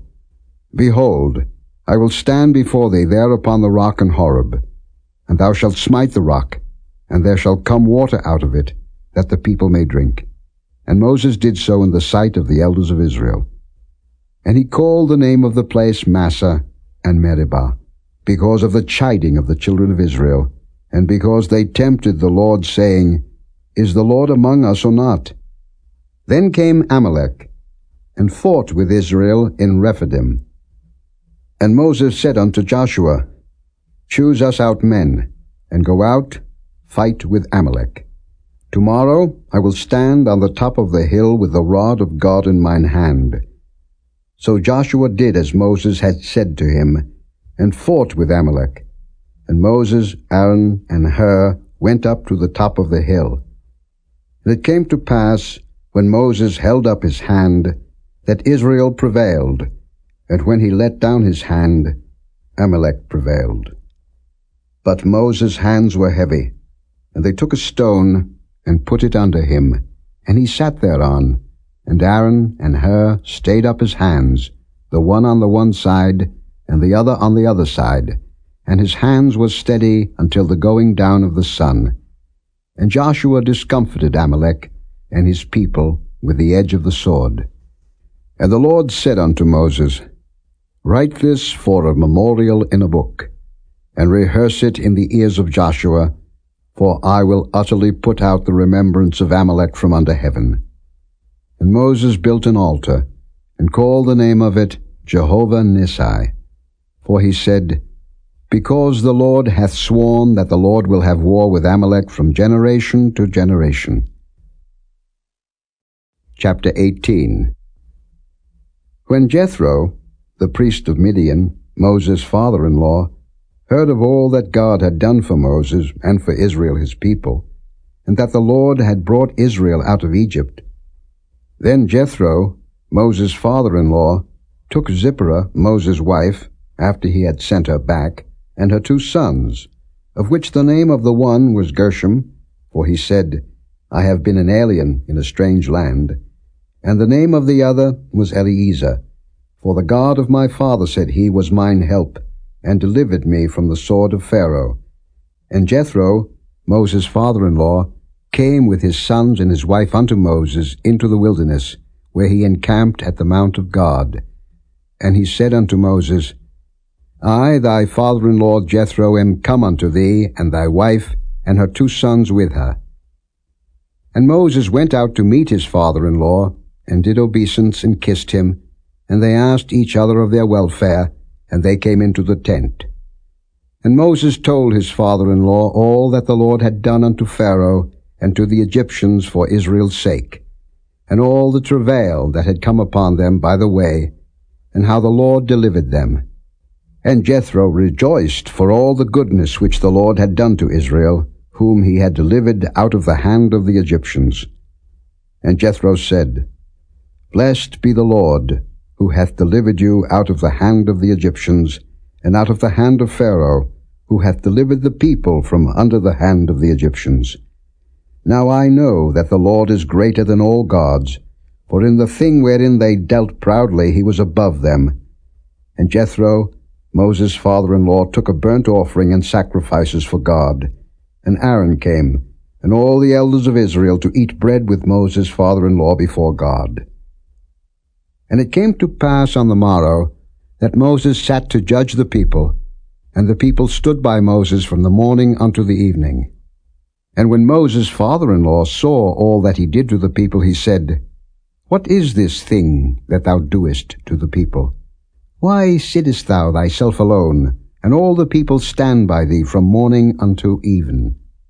And Moses said unto his father-in-law, Because the people come unto me to inquire of God. When they have a matter, they come unto me, and I judge between one and another, and I do make them know the statutes of God and his laws. And Moses' father-in-law said unto him, The thing that thou doest is not good. Thou wilt surely wear away, both thou and this people that is with thee, for this thing is too heavy for thee. Thou art not able to perform it thyself alone. Hearken now unto my voice. I will give thee counsel, and God shall be with thee. Be thou for the people too Godward, that thou mayest bring the causes unto God. And thou shalt teach them ordinances and laws, and shalt show them the way wherein they must walk, and the work that they must do. Moreover, thou shalt provide out of all the people able men, such as fear God, men of truth, hating covetousness, and place such over them, to be rulers of thousands, and rulers of hundreds, rulers of 50s, and rulers of 10s. And let them judge the people at all seasons. And it shall be that every great matter they shall bring unto thee, but every small matter they shall judge. So shall it be easier for thyself, and they shall bear the burden with thee. If thou shalt do this thing, and God command thee so, then thou shalt be able to endure, and all this people shall also go to their place in peace. So Moses hearkened to the voice of his father-in-law, and did all that he had said. And Moses chose able men out of all Israel, and made them heads over the people, rulers of thousands, rulers of hundreds, rulers of 50s, and rulers of 10s. And they judged the people at all seasons. The hard causes they brought unto Moses, but every small matter they judged themselves. And Moses let his father-in-law depart, and he went his way into his own land. Chapter 19. In the 3rd month, when the children of Israel were gone forth out of the land of Egypt, the same day came they into the wilderness of Sinai. For they were departed from Rephidim, and were come to the desert of Sinai, and had pitched in the wilderness, and there Israel camped before the mount. And Moses went up unto God, and the Lord called unto him out of the mountain, saying, Thus shalt thou say to the house of Jacob, and tell the children of Israel, Ye have seen what I did unto the Egyptians, and how I bare you on eagle's wings, and brought you unto myself. Now therefore, if ye will obey my voice indeed, and keep my covenant, then ye shall be a peculiar treasure unto me above all people, for all the earth is mine. And ye shall be unto me a kingdom of priests, and an holy nation. These are the words which thou shalt speak unto the children of Israel. And Moses came and called for the elders of the people, and laid before their faces all these words which the Lord commanded him. And all the people answered together and said, All that the Lord hath spoken we will do. And Moses returned the words of the people unto the Lord. And the Lord said unto Moses, Lo, I come unto thee in a thick cloud, that the people may hear when I speak with thee, and believe thee forever.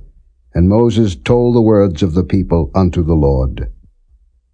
And the Lord said unto Moses, Go unto the people, and sanctify them today and tomorrow, and let them wash their clothes, and be ready against the 3rd day. For the 3rd day the Lord will come down in the sight of all the people upon Mount Sinai.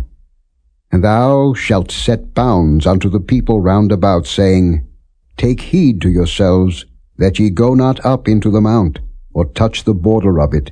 Whosoever toucheth the mount shall be surely put to death.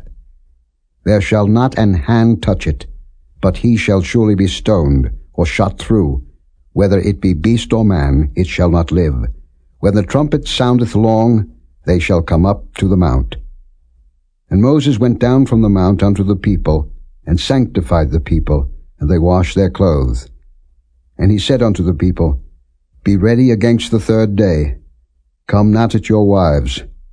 And it came to pass on the 3rd day in the morning, that there were thunders and lightnings, and a thick cloud upon the mount, and the voice of the trumpet exceeding loud, so that all the people that was in the camp trembled. And Moses brought forth the people out of the camp to meet with God, and they stood at the nether part of the mount.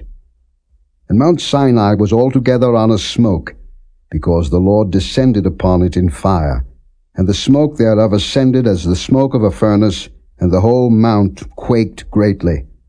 And when the voice of the trumpet sounded long, and waxed louder and louder, Moses spake, and God answered him by a voice.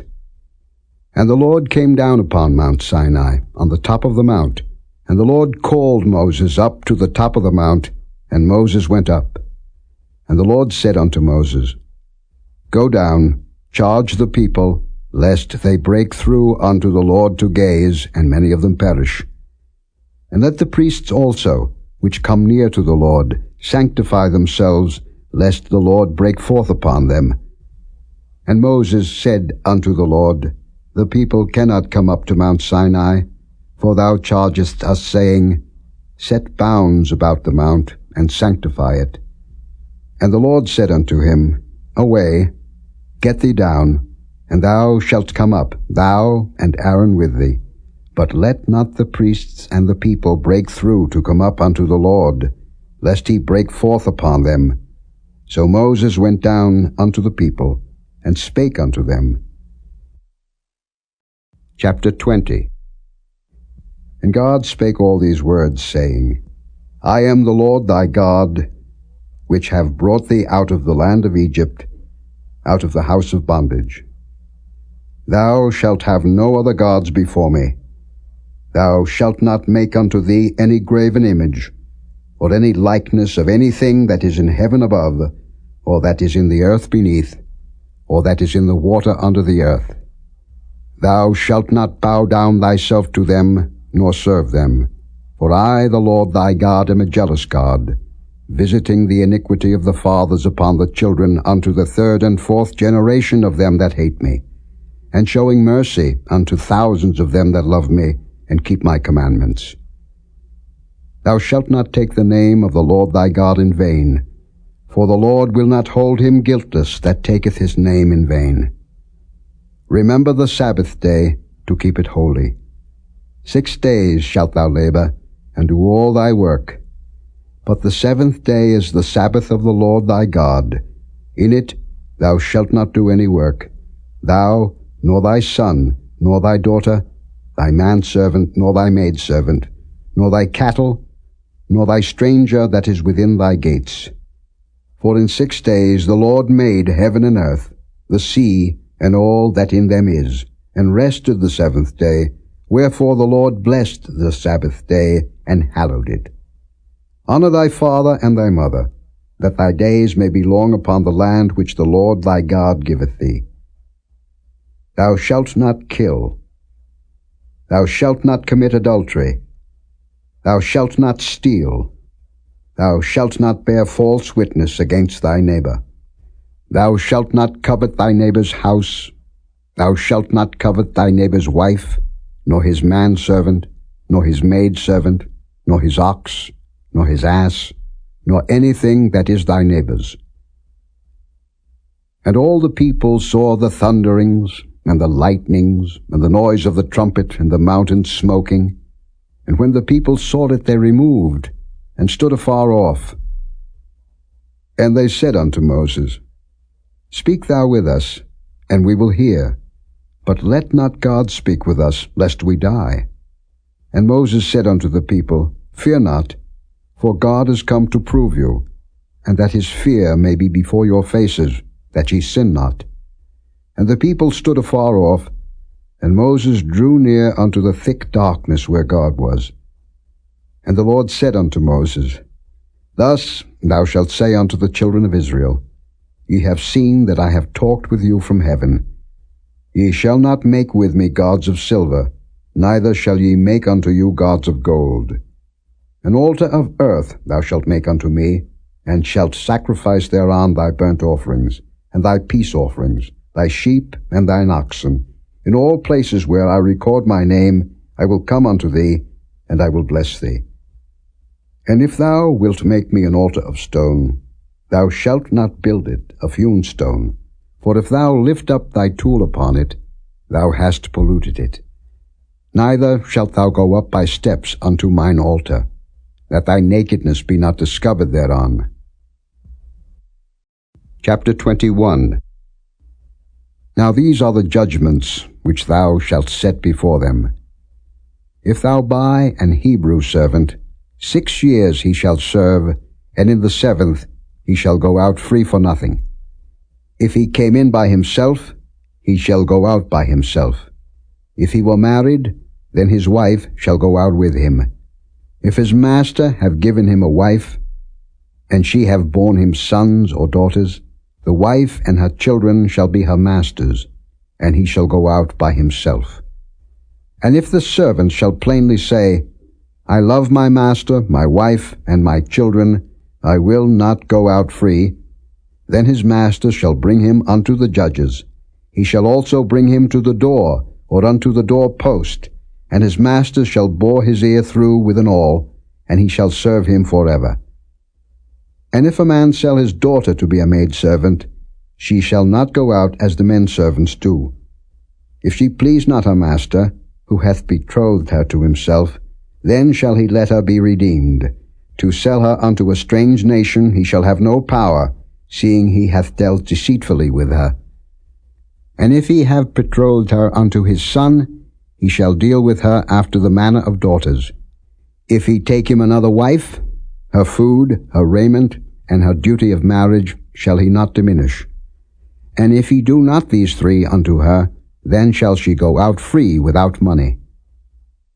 He that smiteth a man, so that he die, shall be surely put to death. And if a man lie not in wait, but God deliver him into his hand, then I will appoint thee a place whither he shall flee. But if a man come presumptuously upon his neighbor to slay him with guile, thou shalt take him from mine altar, that he may die. And he that smiteth his father or his mother shall be surely put to death. And he that stealeth a man, and selleth him, or if he be found in his hand, he shall surely be put to death.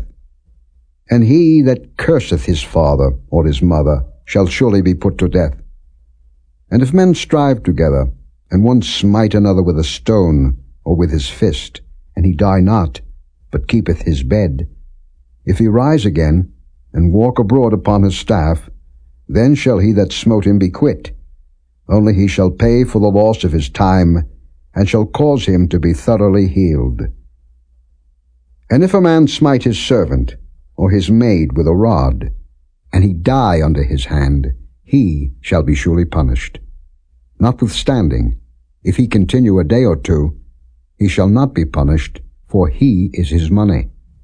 If men strive, and hurt a woman with child, so that her fruit depart from her, and yet no mischief follow, he shall be surely punished, according as the woman's husband will lay upon him, and he shall pay as the judges determine.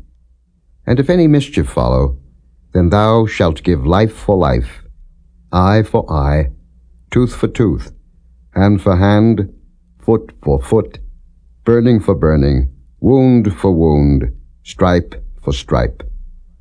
And if a man smite the eye of his servant, or the eye of his maid, that it perish, he shall let him go free for his eye's sake. And if he smite out his manservant's tooth, or his maidservant's tooth, he shall let him go free for his tooth's sake. If an ox gore a man or a woman, that they die, then the ox shall be surely stoned, and his flesh shall not be eaten, but the owner of the ox shall be quit. But if the ox were wont to push with his horn in time past, and it hath been testified to his owner, and he hath not kept him in, but that he hath killed a man or a woman, the ox shall be stoned, and his owner also shall be put to death. If there be laid on him a sum of money, then he shall give for the ransom of his life whatsoever is laid upon him. Whether he have gored a son, or have gored a daughter, according to this judgment shall it be done unto him. If the ox shall push a manservant or a maidservant, he shall give unto their master 30 shekels of silver, and the ox shall be stoned. And if a man shall open a pit, or if a man shall dig a pit, and not cover it, and an ox or an ass fall therein, the owner of the pit shall make it good, and give money unto the owner of them, and the dead beast shall be his. And if one man's ox hurt another's, that he die, then they shall sell the live ox, and divide the money of it, and the dead ox also they shall divide. Or if it be known that the ox hath used to push in time past, and his owner hath not kept him in, he shall surely pay ox for ox, and the dead shall be his own. Chapter 22. If a man shall steal an ox or a sheep, and kill it or sell it, he shall restore 5 oxen for an ox, and 4 sheep for a sheep. If a thief be found breaking up, and be smitten that he die, there shall no blood be shed for him. If the sun be risen upon him, there shall be blood shed for him, for he should make full restitution. If he have nothing, then he shall be sold for his theft. If the theft be certainly found in his hand alive, whether it be ox or ass or sheep, he shall restore double. If a man shall cause a field or vineyard to be eaten, and shall put in his beast, and shall feed in another man's field, of the best of his own field, and of the best of his own vineyard, shall he make restitution. If fire break out, and catch in thorns, so that the stacks of corn, or the standing corn, or the field be consumed therewith, he that kindled the fire shall surely make restitution. If a man shall deliver unto his neighbor money or stuff to keep, and it be stolen out of the man's house, if the thief be found, let him pay double. If the thief be not found, then the master of the house shall be brought unto the judges, to see whether he have put his hand unto his neighbor's goods. For all manner of trespass, whether it be for ox, for ass, for sheep, for raiment, or for any manner of lost thing, which another challengeth to be his, the cause of both parties shall come before the judges, and whom the judges shall condemn, he shall pay double unto his neighbor. If a man deliver unto his neighbor an ass, or an ox, or a sheep, or any beast to keep, and it die, or be hurt, or driven away, no man seeing it, then shall an oath of the Lord be between them both, that he hath not put his hand unto his neighbor's goods, and the owner of it shall accept thereof, and he shall not make it good. And if it be stolen from him, he shall make restitution unto the owner thereof.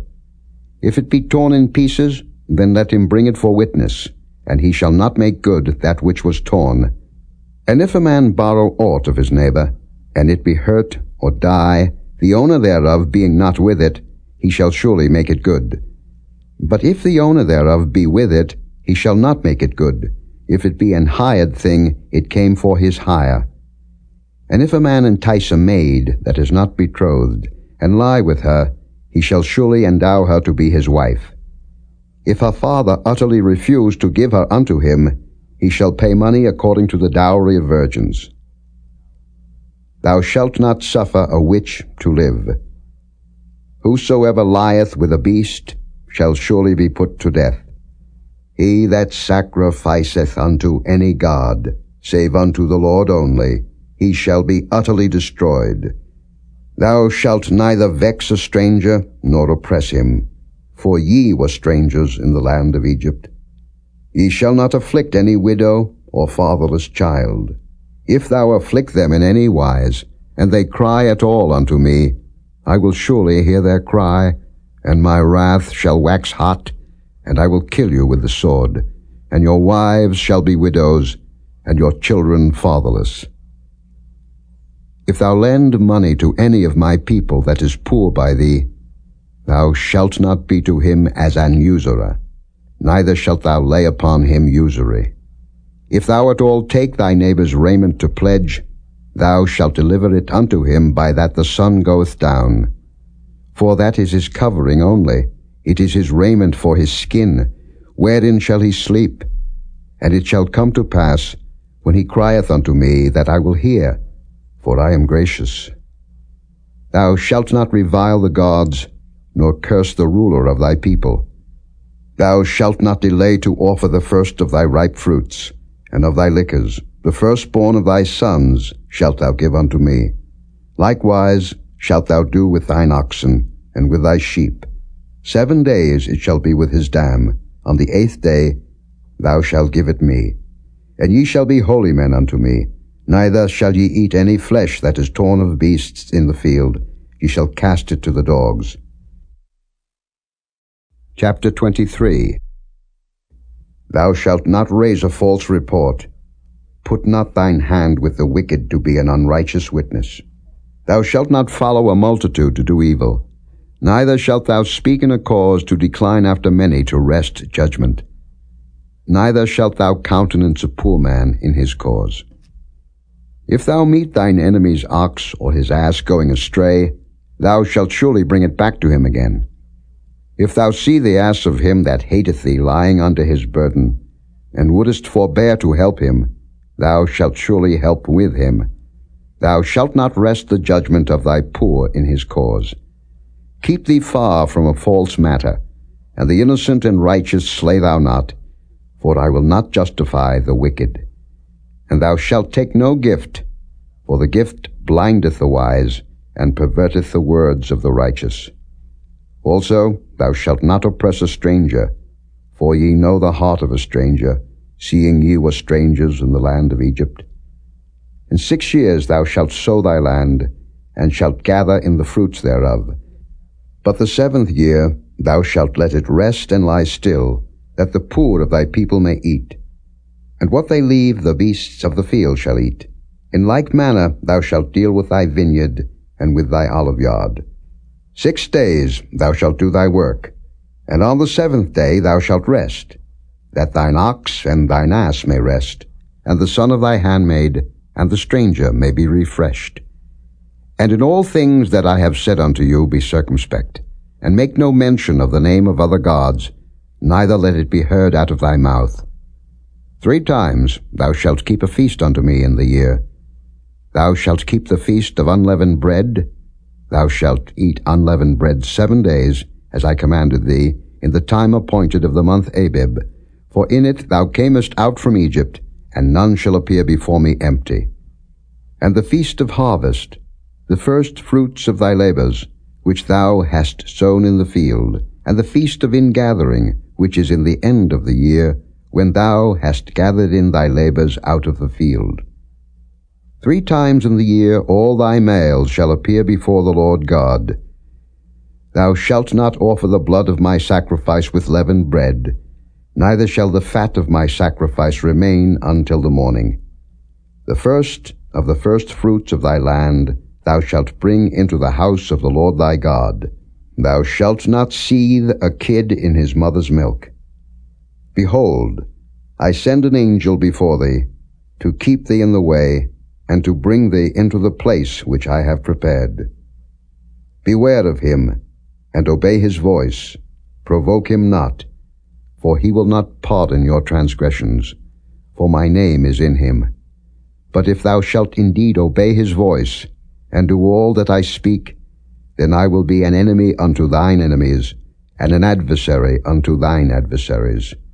For mine angel shall go before thee, and bring thee in unto the Amorites, and the Hittites, and the Perizzites, and the Canaanites, and the Hivites, and the Jebusites, and I will cut them off. Thou shalt not bow down to their gods, nor serve them, nor do after their works, but thou shalt utterly overthrow them, and quite break down their images.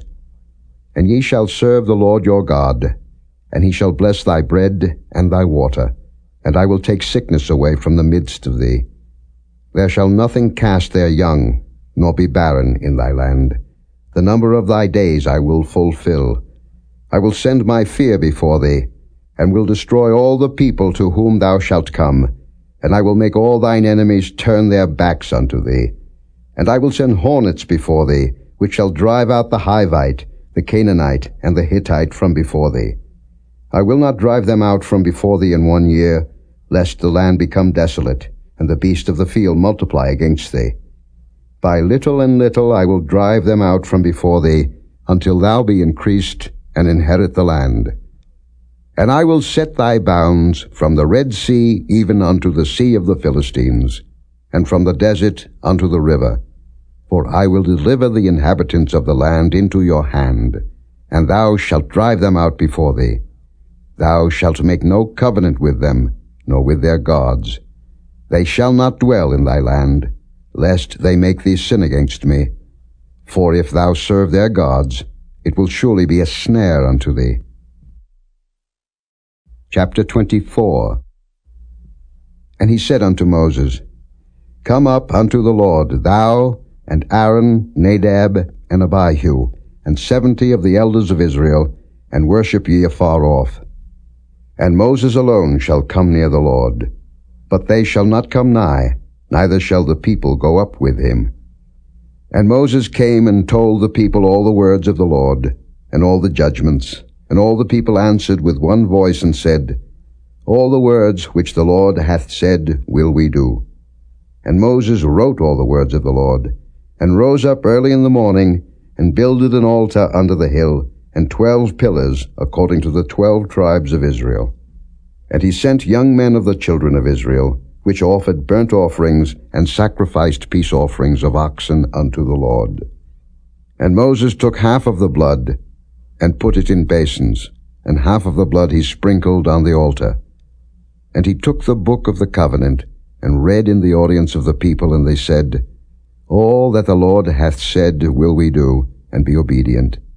And Moses took the blood, and sprinkled it on the people, and said, Behold the blood of the covenant, which the Lord hath made with you concerning all these words.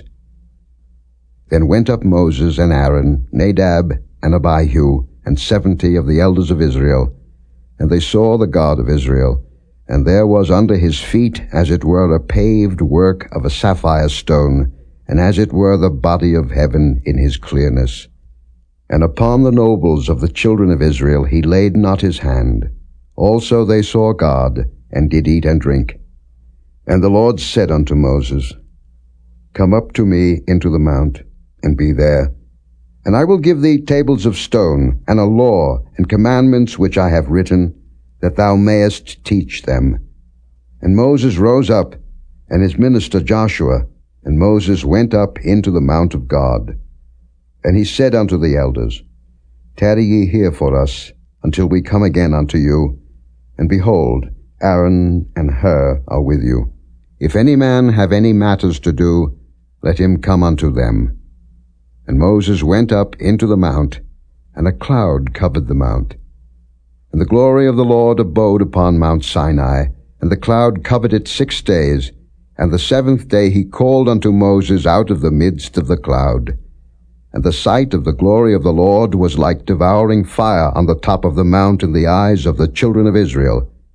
And Moses went into the midst of the cloud, and gat him up into the mount, and Moses was in the mount 40 days and 40 nights. Chapter 25. And the Lord spake unto Moses, saying, Speak unto the children of Israel, that they bring me an offering. Of every man that giveth it willingly with his heart ye shall take my offering. And this is the offering which ye shall take of them, gold, and silver, and brass, and blue, and purple, and scarlet, and fine linen, and goat's hair, and rams' skins dyed red, and badgers' skins, and shittim wood, oil for the light, spices for anointing oil, and for sweet incense, onyx stones, and stones to be set in the ephod, and in the breastplate. And let them make me a sanctuary, that I may dwell among them. According to all that I show thee, after the pattern of the tabernacle, and the pattern of all the instruments thereof, even so shall ye make it. And they shall make an ark of shittim wood. 2 cubits and a half shall be the length thereof, and 1 cubit and a half the breadth thereof, and 1 cubit and a half the height thereof. And thou shalt overlay it with pure gold. Within and without shalt thou overlay it, and shalt make upon it a crown of gold round about. And thou shalt cast 4 rings of gold for it, and put them in the 4 corners thereof. And 2 rings shall be in the one side of it, and 2 rings in the other side of it. And thou shalt make staves of shittim wood, and overlay them with gold. And thou shalt put the staves into the rings by the sides of the ark, that the ark may be borne with them. The staves shall be in the rings of the ark, they shall not be taken from it. And thou shalt put into the ark the testimony which I shall give thee. And thou shalt make a mercy seat of pure gold. 2 cubits and a half shall be the length thereof, and 1 cubit and a half the breadth thereof. And thou shalt make 2 cherubims of gold. Of beaten work shalt thou make them in the 2 ends of the mercy seat. And make 1 cherub on the one end, and the other cherub on the other end. Even of the mercy seat shall ye make the cherubims on the 2 ends thereof. And the cherubims shall stretch forth their wings on high, covering the mercy seat with their wings, and their faces shall look one to another, Toward the mercy seat shall the faces of the cherubims be. And thou shalt put the mercy seat above upon the ark, and in the ark thou shalt put the testimony that I shall give thee. And there I will meet with thee, and I will commune with thee from above the mercy seat, from between the two cherubims which are upon the ark of the testimony, of all things which I will give thee in commandment unto the children of Israel. Thou shalt also make a table of shittim wood. 2 cubits shall be the length thereof, and a cubit the breadth thereof, and a cubit and a half the height thereof. And thou shalt overlay it with pure gold, and make thereto a crown of gold round about. And thou shalt make unto it a border of an handbreadth round about, and thou shalt make a golden crown to the border thereof round about. And thou shalt make for it 4 rings of gold, and put the rings in the 4 corners that are on the 4 feet thereof. Over against the border shall the rings be for places of the staves to bear the table. And thou shalt make the staves of shittim wood, and overlay them with gold, that the table may be borne with them. And thou shalt make the dishes thereof, and spoons thereof, and covers thereof, and bowls thereof, to cover withal. Of pure gold shalt thou make them. And thou shalt set upon the table showbread before me alway. And thou shalt make a candlestick of pure gold. Of beaten work shall the candlestick be made.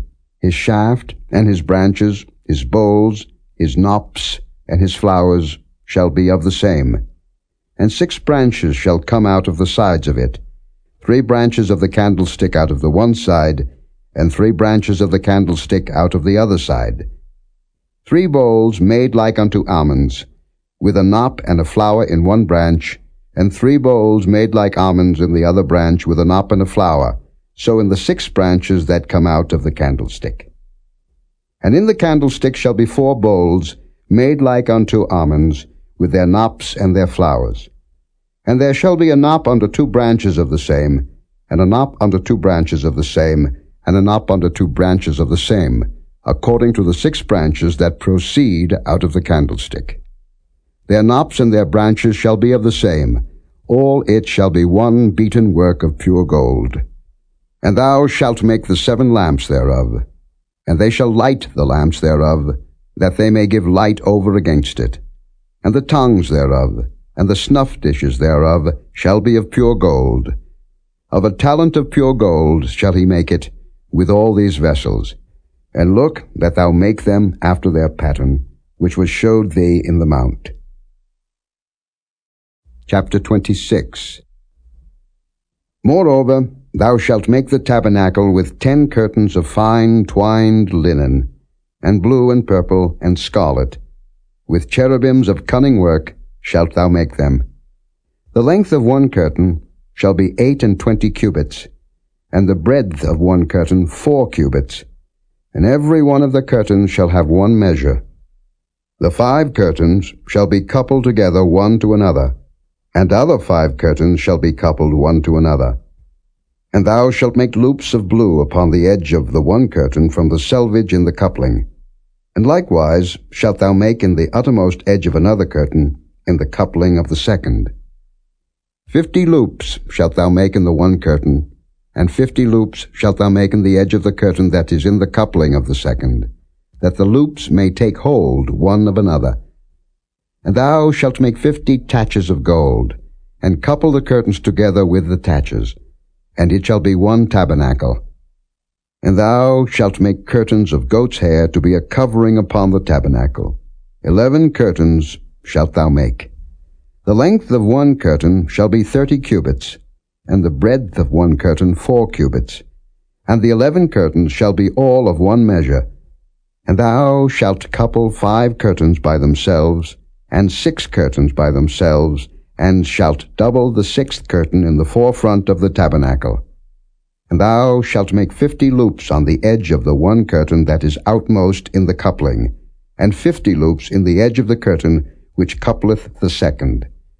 And thou shalt make 50 taches of brass, and put the taches into the loops, and couple the tent together, that it may be one.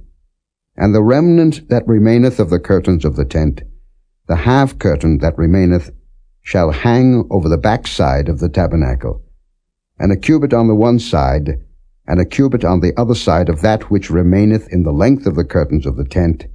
It shall hang over the sides of the tabernacle on this side and on that side, to cover it. And thou shalt make a covering for the tent of rams' skins, dyed red, and a covering above of badgers' skins. And thou shalt make boards for the tabernacle of shittim wood standing up. 10 cubits shall be the length of a board, and a cubit and a half shall be the breadth of one board. 2 tenons shall there be in one board, set in order one against another. Thus shalt thou make for all the boards of the tabernacle. And thou shalt make the boards for the tabernacle, 20 boards on the south side southward. And thou shalt make 40 sockets of silver under the 20 boards, 2 sockets under one board for his 2 tenons, and 2 sockets under another board for his 2 tenons. And for the second side of the tabernacle on the north side there shall be 20 boards, and there 40 sockets of silver, 2 sockets under one board, and 2 sockets under another board. And for the sides of the tabernacle westward thou shalt make 6 boards, and 2 boards shalt thou make for the corners of the tabernacle in the 2 sides. And they shall be coupled together beneath, and they shall be coupled together above the head of it unto one ring. Thus shall it be for them both. They shall be for the 2 corners. And they shall be 8 boards, and their sockets of silver 16 sockets, 2 sockets under one board, and 2 sockets under another board. And thou shalt make bars of shittim wood, 5 for the boards of the one side of the tabernacle, and 5 bars for the boards of the other side of the tabernacle, and 5 bars for the boards of the side of the tabernacle for the 2 sides westward. And the middle bar in the midst of the boards shall reach from end to end.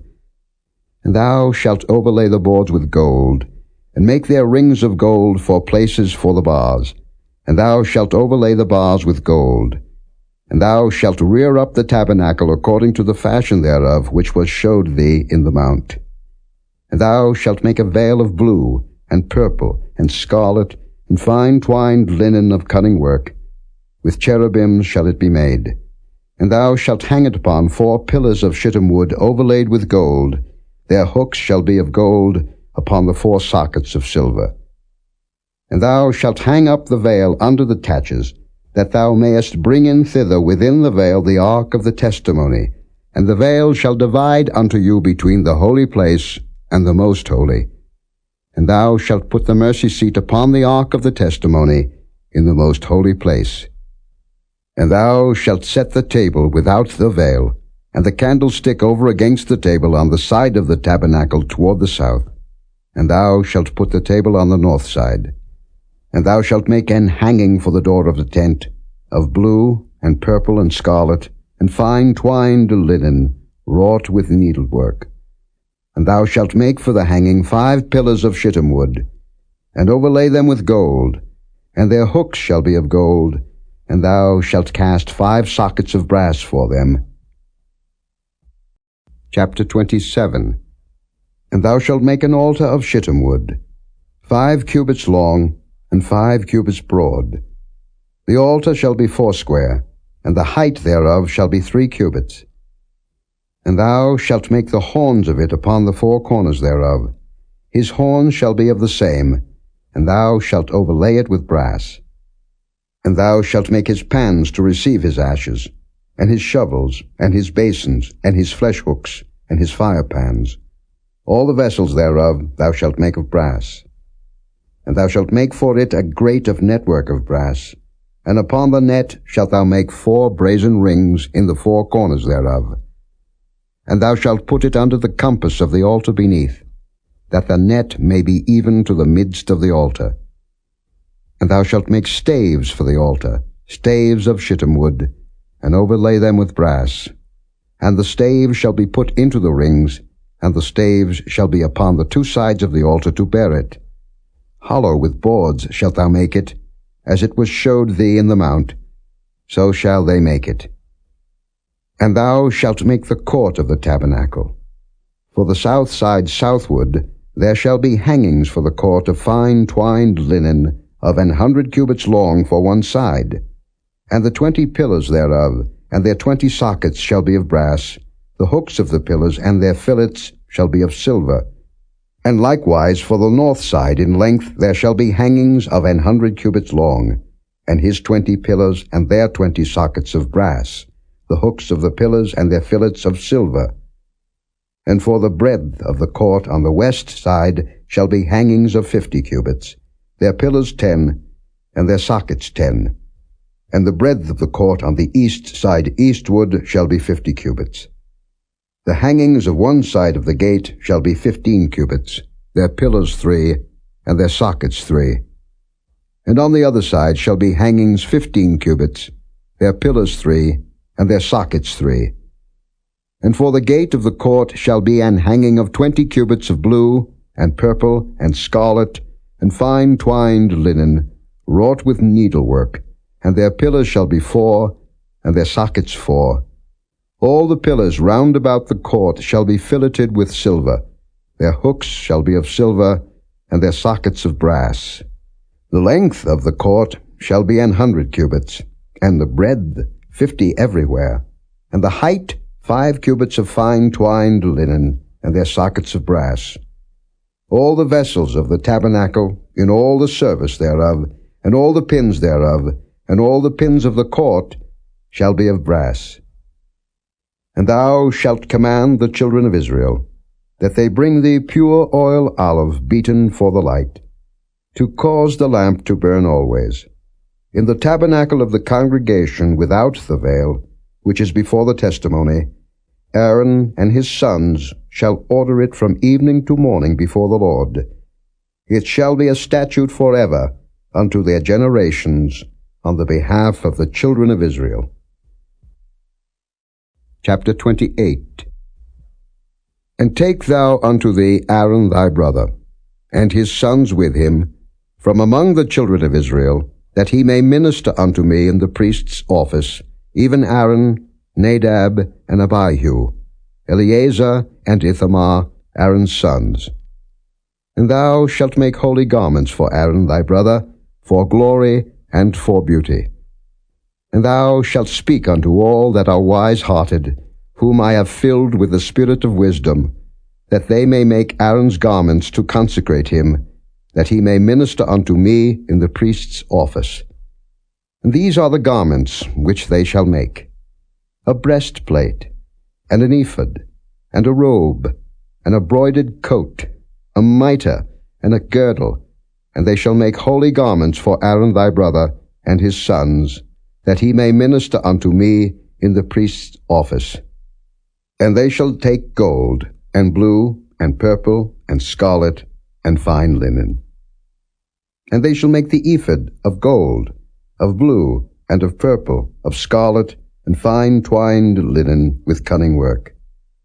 It shall have the 2 shoulder pieces thereof, joined at the 2 edges thereof, and so it shall be joined together. And the curious girdle of the ephod, which is upon it, shall be of the same, according to the work thereof, even of gold, of blue, and purple, and scarlet, and fine twined linen.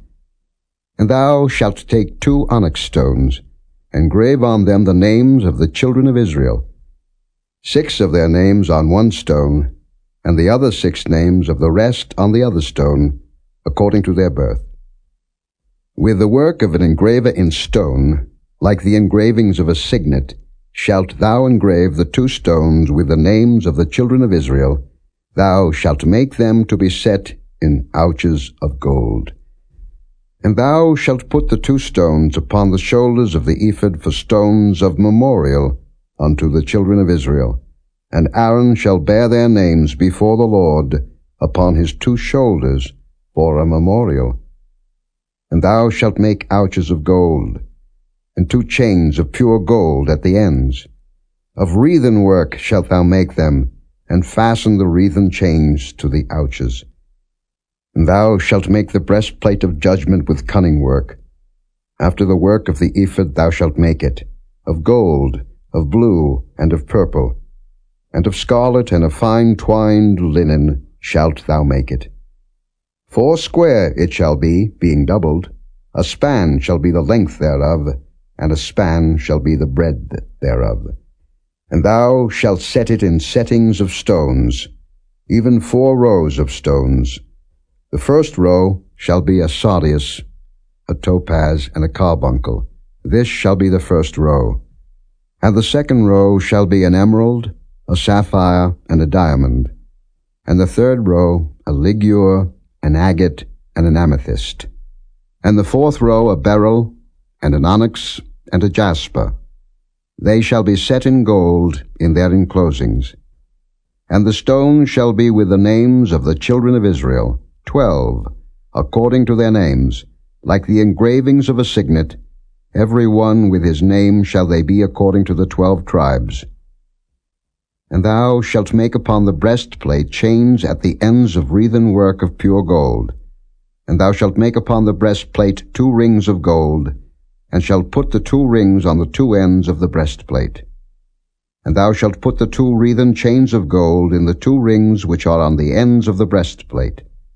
And the other 2 ends of the 2 wreathen chains thou shalt fasten in the 2 ouches, and put them on the shoulder pieces of the ephod before it. And thou shalt make 2 rings of gold, and thou shalt put them upon the 2 ends of the breastplate in the border thereof, which is in the side of the ephod inward.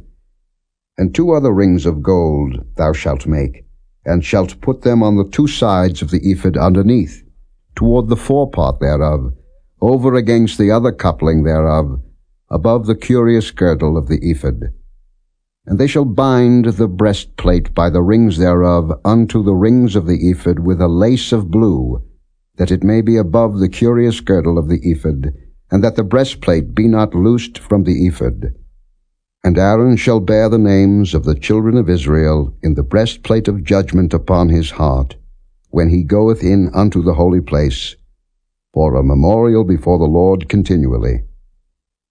And thou shalt put in the breastplate of judgment the Urim and the Thummim, and they shall be upon Aaron's heart, when he goeth in before the Lord. And Aaron shall bear the judgment of the children of Israel upon his heart before the Lord continually. And thou shalt make the robe of the ephod all of blue. And there shall be an hole in the top of it, in the midst thereof. It shall have a binding of woven work round about the whole of it, as it were the hole of an habergeon, that it be not rent. And beneath upon the hem of it thou shalt make pomegranates of blue, and of purple, and of scarlet, round about the hem thereof, and bells of gold between them round about, a golden bell and a pomegranate, a golden bell and a pomegranate upon the hem of the robe round about. And it shall be upon Aaron to minister, and his sound shall be heard when he goeth in unto the holy place before the Lord, and when he cometh out, that he die not.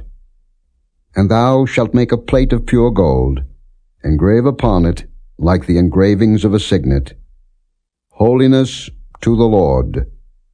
And thou shalt put it on a blue lace, that it may be upon the mitre, upon the forefront of the mitre it shall be. And it shall be upon Aaron's forehead, that Aaron may bear the iniquity of the holy things, which the children of Israel shall hallow in all their holy gifts. And it shall be always upon his forehead, that they may be accepted before the Lord. And thou shalt embroider the coat of fine linen, and thou shalt make the mitre of fine linen, and thou shalt make the girdle of needlework. And for Aaron's sons thou shalt make coats, and thou shalt make for them girdles, and bonnets shalt thou make for them, for glory and for beauty. And thou shalt put them upon Aaron thy brother, and his sons with him, and shalt anoint them, and consecrate them, and sanctify them, that they may minister unto me in the priest's office. And thou shalt make them linen breeches to cover their nakedness, from the loins even unto the thighs they shall reach. And they shall be upon Aaron and upon his sons, when they come in unto the tabernacle of the congregation, or when they come near unto the altar to minister in the holy place, that they bear not iniquity and die. It shall be a statute forever unto him and his seed after him. Chapter 29.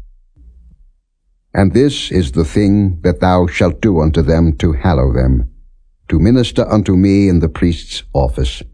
Take 1 young bullock, and 2 rams without blemish, and unleavened bread, and cakes unleavened, tempered with oil, and wafers unleavened, anointed with oil, of wheaten flour shalt thou make them. And thou shalt put them into 1 basket, and bring them in the basket, with the bullock and the 2 rams. And Aaron and his sons thou shalt bring unto the door of the tabernacle of the congregation, and shalt wash them with water. And thou shalt take the garments, and put upon Aaron the coat, and the robe of the ephod, and the ephod, and the breastplate, and gird him with the curious girdle of the ephod. And thou shalt put the mitre upon his head, and put the holy crown upon the mitre. Then shalt thou take the anointing oil, and pour it upon his head, and anoint him. And thou shalt bring his sons, and put coats upon them. And thou shalt gird them with girdles, Aaron and his sons, and put the bonnets on them, and the priest's office shall be theirs for a perpetual statute. And thou shalt consecrate Aaron and his sons. And thou shalt cause a bullock to be brought before the tabernacle of the congregation, and Aaron and his sons shall put their hands upon the head of the bullock. And thou shalt kill the bullock before the Lord, by the door of the tabernacle of the congregation. And thou shalt take of the blood of the bullock, and put it upon the horns of the altar with thy finger, and pour all the blood beside the bottom of the altar. And thou shalt take all the fat that covereth the inwards, and the caul that is above the liver, and the 2 kidneys, and the fat that is upon them, and burn them upon the altar. But the flesh of the bullock, and his skin, and his dung, shalt thou burn with fire without the camp. It is a sin offering. Thou shalt also take 1 ram, and Aaron and his sons shall put their hands upon the head of the ram. And thou shalt slay the ram, and thou shalt take his blood, and sprinkle it round about upon the altar. And thou shalt cut the ram in pieces, and wash the inwards of him, and his legs, and put them unto his pieces, and unto his head. And thou shalt burn the whole ram upon the altar. It is a burnt offering unto the Lord. It is a sweet savour, an offering made by fire unto the Lord. And thou shalt take the other ram, and Aaron and his sons shall put their hands upon the head of the ram. Then shalt thou kill the ram, and take of his blood, and put it upon the tip of the right ear of Aaron, and upon the tip of the right ear of his sons, and upon the thumb of their right hand, and upon the great toe of their right foot, and sprinkle the blood upon the altar round about. And thou shalt take of the blood that is upon the altar, and of the anointing oil, and sprinkle it upon Aaron, and upon his garments, and upon his sons, and upon the garments of his sons with him, and he shall be hallowed, and his garments, and his sons garments with him. Also thou shalt take of the ram the fat and the rump, and the fat that covereth the inwards, and the caul above the liver, and the 2 kidneys, and the fat that is upon them, and the right shoulder, for it is a ram of consecration, and 1 loaf of bread, and 1 cake of oiled bread, and 1 wafer out of the basket of the unleavened bread that is before the Lord. And thou shalt put all in the hands of Aaron, and in the hands of his sons, and shalt wave them for a wave offering before the Lord. And thou shalt receive them of their hands, and burn them upon the altar for a burnt offering, for a sweet savour before the Lord.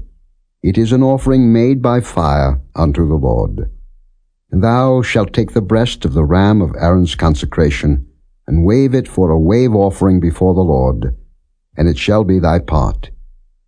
And thou shalt sanctify the breast of the wave offering, and the shoulder of the heave offering, which is waved, and which is heaved up, of the ram of the consecration, even of that which is for Aaron, and of that which is for his sons.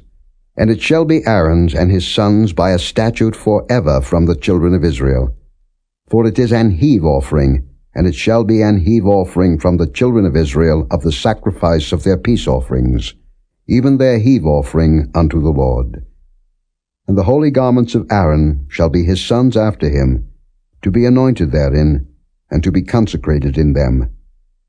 And that son that is priest in his stead shall put them on 7 days, when he cometh into the tabernacle of the congregation to minister in the holy place. And thou shalt take the ram of the consecration, and seethe his flesh in the holy place. And Aaron and his sons shall eat the flesh of the ram, and the bread that is in the basket, by the door of the tabernacle of the congregation.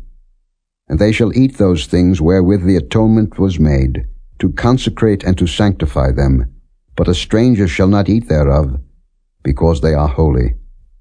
And if aught of the flesh of the consecrations or of the bread remain unto the morning, then thou shalt burn the remainder with fire. It shall not be eaten, because it is holy. And thus shalt thou do unto Aaron and to his sons, according to all things which I have commanded thee. 7 days shalt thou consecrate them. And thou shalt offer every day a bullock for a sin offering for atonement. And thou shalt cleanse the altar when thou hast made an atonement for it, and thou shalt anoint it to sanctify it. 7 days thou shalt make an atonement for the altar, and sanctify it. And it shall be an altar most holy. Whatsoever toucheth the altar shall be holy. Now this is that which thou shalt offer upon the altar: 2 lambs of the first year, day by day continually. The one lamb thou shalt offer in the morning, and the other lamb thou shalt offer at even. And with the one lamb 1/10 deal of flour mingled with the 4th part of an hin of beaten oil, and the 4th part of an hin of wine for a drink offering. And the other lamb thou shalt offer at even, and shalt do thereto according to the meat offering of the morning, and according to the drink offering thereof, for a sweet savour, an offering made by fire unto the Lord. This shall be a continual burnt offering throughout your generations at the door of the tabernacle of the congregation before the Lord, where I will meet you, to speak there unto thee. And there I will meet with the children of Israel, and the tabernacles shall be sanctified by my glory. And I will sanctify the tabernacle of the congregation and the altar. I will sanctify also both Aaron and his sons to minister to me in the priest's office. And I will dwell among the children of Israel, and will be their God. And they shall know that I am the Lord their God, that brought them forth out of the land of Egypt, that I may dwell among them. I am the Lord their God. Chapter 30. And thou shalt make an altar to burn incense upon. Of shittim wood shalt thou make it. A cubit shall be the length thereof, and a cubit the breadth thereof. 4 square shall it be, and 2 cubits shall be the height thereof. The horns thereof shall be of the same. And thou shalt overlay it with pure gold, the top thereof, and the sides thereof round about, and the horns thereof, and thou shalt make unto it a crown of gold round about. And 2 golden rings shalt thou make to it under the crown of it, by the 2 corners thereof. Upon the 2 sides of it shalt thou make it, and they shall be for places for the staves to bear it withal. And thou shalt make the staves of shittim wood, and overlay them with gold. And thou shalt put it before the veil that is by the ark of the testimony, before the mercy seat that is over the testimony, where I will meet with thee. And Aaron shall burn thereon sweet incense every morning. When he dresseth the lamps, he shall burn incense upon it. And when Aaron lighteth the lamps at even, he shall burn incense upon it, a perpetual incense before the Lord throughout your generations. Ye shall offer no strange incense thereon, nor burnt sacrifice, nor meat offering, neither shall ye pour drink offering thereon. And Aaron shall make an atonement upon the horns of it once in a year with the blood of the sin offering of atonements. Once in the year shall he make atonement upon it throughout your generations. It is most holy unto the Lord. And the Lord spake unto Moses, saying, When thou takest the sum of the children of Israel after their number, then shall they give every man a ransom for his soul unto the Lord when thou numberest them, that there be no plague among them when thou numberest them. This they shall give, every one that passeth among them that are numbered, half a shekel after the shekel of the sanctuary. A shekel is 20 gerahs, and half shekel shall be the offering of the Lord. Every one that passeth among them that are numbered, from 20 years old and above, shall give an offering unto the Lord. The rich shall not give more, and the poor shall not give less than half a shekel, when they give an offering unto the Lord, to make an atonement for your souls. And thou shalt take the atonement money of the children of Israel, and shalt appoint it for the service of the tabernacle of the congregation, that it may be a memorial unto the children of Israel before the Lord, to make an atonement for your souls. And the Lord spake unto Moses, saying, Thou shalt also make a laver of brass, and his foot also of brass, to wash withal. And thou shalt put it between the tabernacle of the congregation and the altar, and thou shalt put water therein. For Aaron and his sons shall wash their hands and their feet thereat. When they go into the tabernacle of the congregation, they shall wash with water, that they die not. Or when they come near to the altar to minister, to burn offering made by fire unto the Lord. So they shall wash their hands and their feet, that they die not. And it shall be a statute forever to them, even to him and to his seed throughout their generations. Moreover, the Lord spake unto Moses, saying, Take thou also unto thee principal spices, of pure myrrh 500 shekels, and of sweet cinnamon half so much, even 250 shekels, and of sweet calamus 250 shekels, and of cassia 500 shekels, after the shekel of the sanctuary, and of oil olive and hin. And thou shalt make it an oil of holy ointment, an ointment compound after the art of the apothecary. It shall be an holy anointing oil. And thou shalt anoint the tabernacle of the congregation therewith, and the ark of the testimony, and the table and all his vessels, and the candlestick and his vessels, and the altar of incense, and the altar of burnt offering with all his vessels, and the laver and his foot. And thou shalt sanctify them, that they may be most holy. Whatsoever toucheth them shall be holy. And thou shalt anoint Aaron and his sons, and consecrate them, that they may minister unto me in the priest's office. And thou shalt speak unto the children of Israel, saying, This shall be an holy anointing oil unto me throughout your generations. Upon man's flesh shall it not be poured, neither shall ye make any other like it, after the composition of it. It is holy, and it shall be holy unto you. Whosoever compoundeth any like it, or whosoever putteth any of it upon a stranger, shall even be cut off from his people. And the Lord said unto Moses, Take unto thee sweet spices, stacte, and onycha, and galbanum, these sweet spices with pure frankincense, of each shall there be a like weight. And thou shalt make it a perfume, a confection after the art of the apothecary, tempered together, pure and holy. And thou shalt beat some of it very small, and put of it before the testimony in the tabernacle of the congregation, where I will meet with thee. It shall be unto you most holy. And as for the perfume which thou shalt make, ye shall not make to yourselves according to the composition thereof. It shall be unto thee holy for the Lord. Whosoever shall make like unto that, to smell thereto, shall even be cut off from his people. Chapter 31. And the Lord spake unto Moses, saying, See, I have called by name Bezaleel, the son of Uri, the son of Hur, of the tribe of Judah. And I have filled him with the Spirit of God, in wisdom, and in understanding, and in knowledge, and in all manner of workmanship, to devise cunning works, to work in gold, and in silver, and in brass, and in cutting of stones, to set them, and in carving of timber, to work in all manner of workmanship. And I, behold, I have given with him Aholiab, the son of Ahisamach, of the tribe of Dan, and in the hearts of all that are wise-hearted I have put wisdom, that they may make all that I have commanded thee.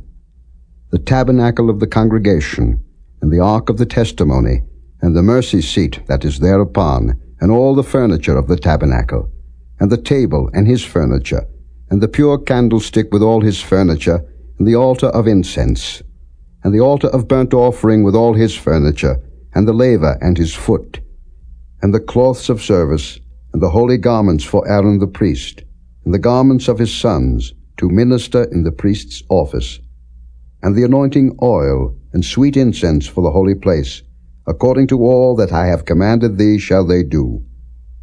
And the Lord spake unto Moses, saying, Speak thou also unto the children of Israel, saying, Verily my Sabbaths ye shall keep, for it is a sign between me and you throughout your generations, that ye may know that I am the Lord that doth sanctify you. Ye shall keep the Sabbath therefore, for it is holy unto you. Every one that defileth it shall surely be put to death. For whosoever doeth any work therein, that soul shall be cut off from among his people. 6 days may work be done, but in the 7th is the Sabbath of rest, holy to the Lord. Whosoever doeth any work in the Sabbath day, he shall surely be put to death. Wherefore the children of Israel shall keep the Sabbath, to observe the Sabbath throughout their generations, for a perpetual covenant. It is a sign between me and the children of Israel forever. For in 6 days the Lord made heaven and earth, and on the 7th day he rested, and was refreshed. And he gave unto Moses, when he had made an end of communing with him upon Mount Sinai, 2 tables of testimony, tables of stone, written with the finger of God. Chapter 32.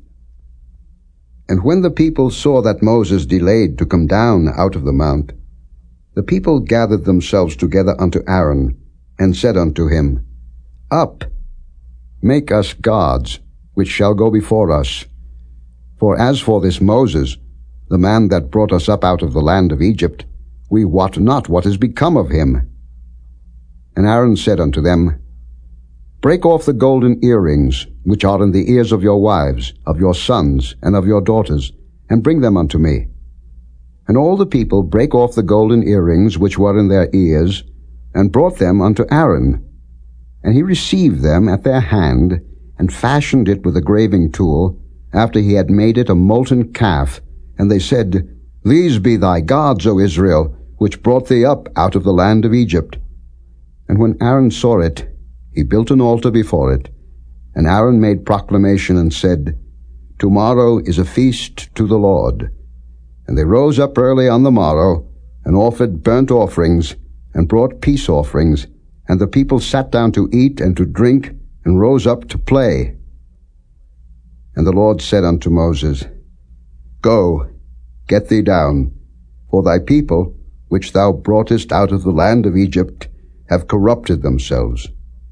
They have turned aside quickly out of the way which I commanded them. They have made them a molten calf, and have worshipped it, and have sacrificed thereunto, and said, These be thy gods, O Israel, which have brought thee up out of the land of Egypt. And the Lord said unto Moses, I have seen this people, and behold, it is a stiff-necked people. Now therefore let me alone, that my wrath may wax hot against them, and that I may consume them, and I will make of thee a great nation. And Moses besought the Lord his God, and said, Lord, why doth thy wrath wax hot against thy people, which thou hast brought forth out of the land of Egypt with great power and with a mighty hand? Wherefore should the Egyptians speak and say, For mischief did he bring them out, to slay them in the mountains, and to consume them from the face of the earth? Turn from thy fierce wrath, and repent of this evil against thy people.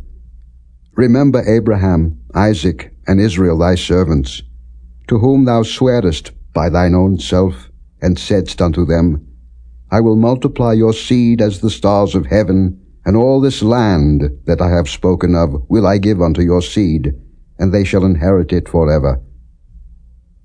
And the Lord repented of the evil which he thought to do unto his people. And Moses turned, and went down from the mount, and the 2 tables of the testimony were in his hand. The tables were written on both their sides, on the one side and on the other were they written. And the tables were the work of God, and the writing was the writing of God, graven upon the tables. And when Joshua heard the noise of the people as they shouted, he said unto Moses, There is a noise of war in the camp. And he said, It is not the voice of them that shout for mastery, neither is it the voice of them that cry for being overcome, but the noise of them that sing do I hear. And it came to pass, as soon as he came nigh unto the camp, that he saw the calf and the dancing, and Moses' anger waxed hot, and he cast the tables out of his hands, and brake them beneath the mount. And he took the calf which they had made, and burnt it in the fire, and ground it to powder, and strawed it upon the water, and made the children of Israel drink of it. And Moses said unto Aaron, What did this people unto thee, that thou hast brought so great a sin upon them? And Aaron said, Let not the anger of my Lord wax hot. Thou knowest the people, that they are set on mischief. For they said unto me, Make us gods, which shall go before us.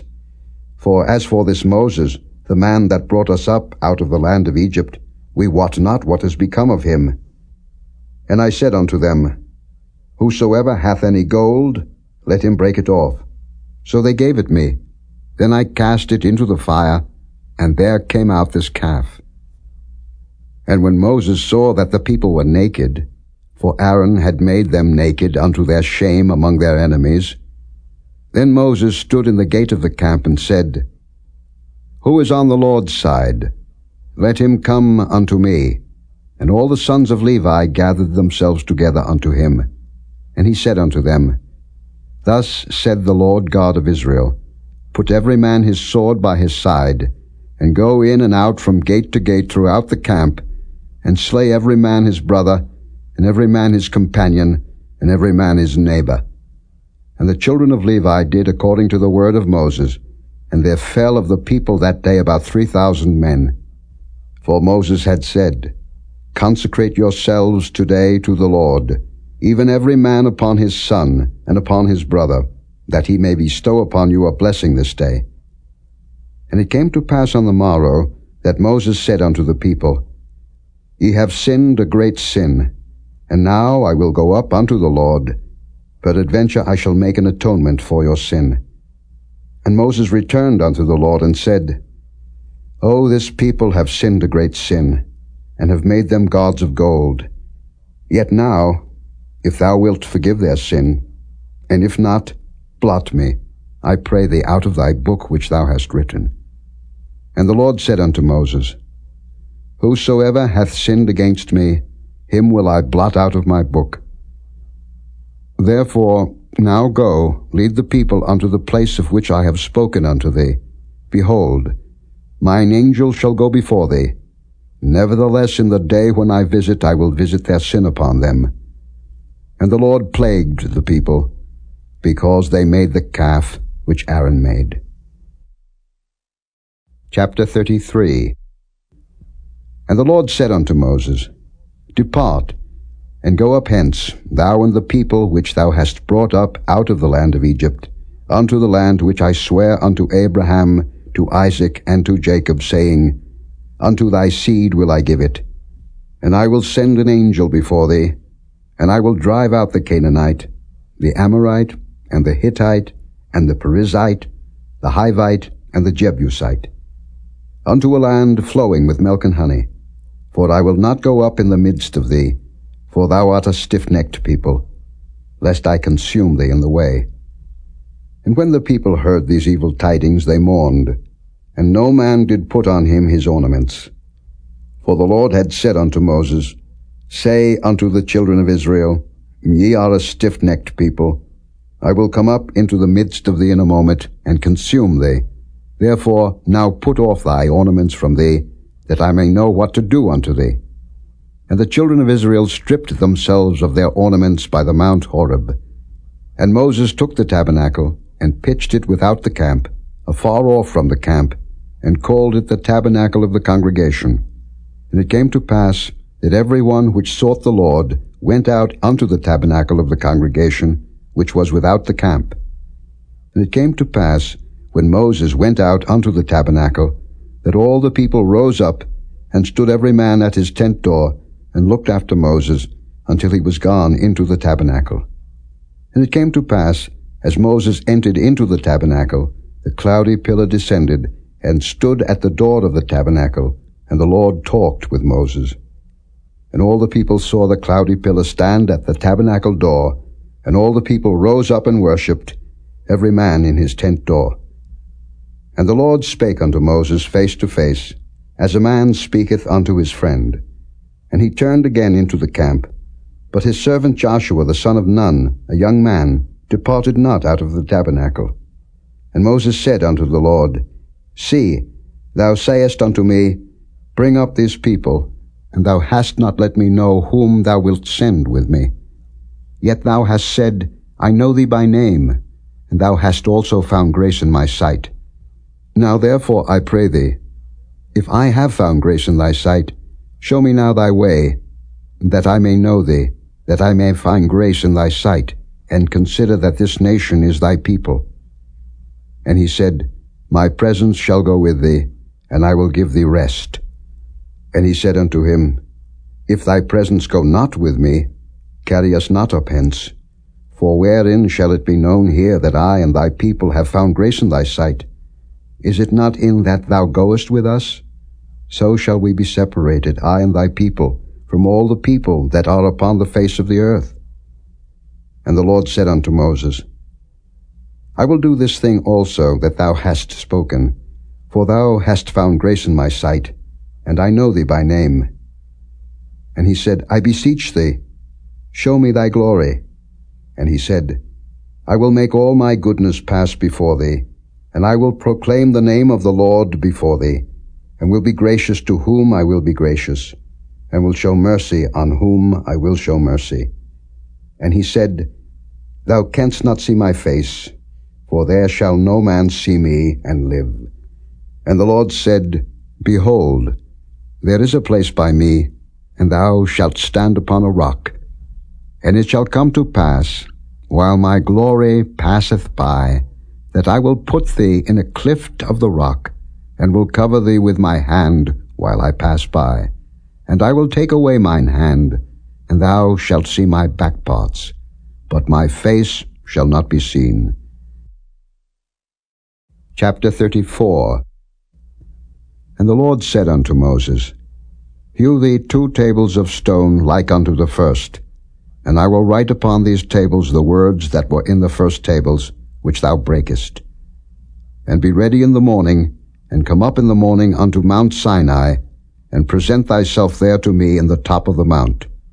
And no man shall come up with thee, neither let any man be seen throughout all the mount, neither let the flocks nor herds feed before that mount.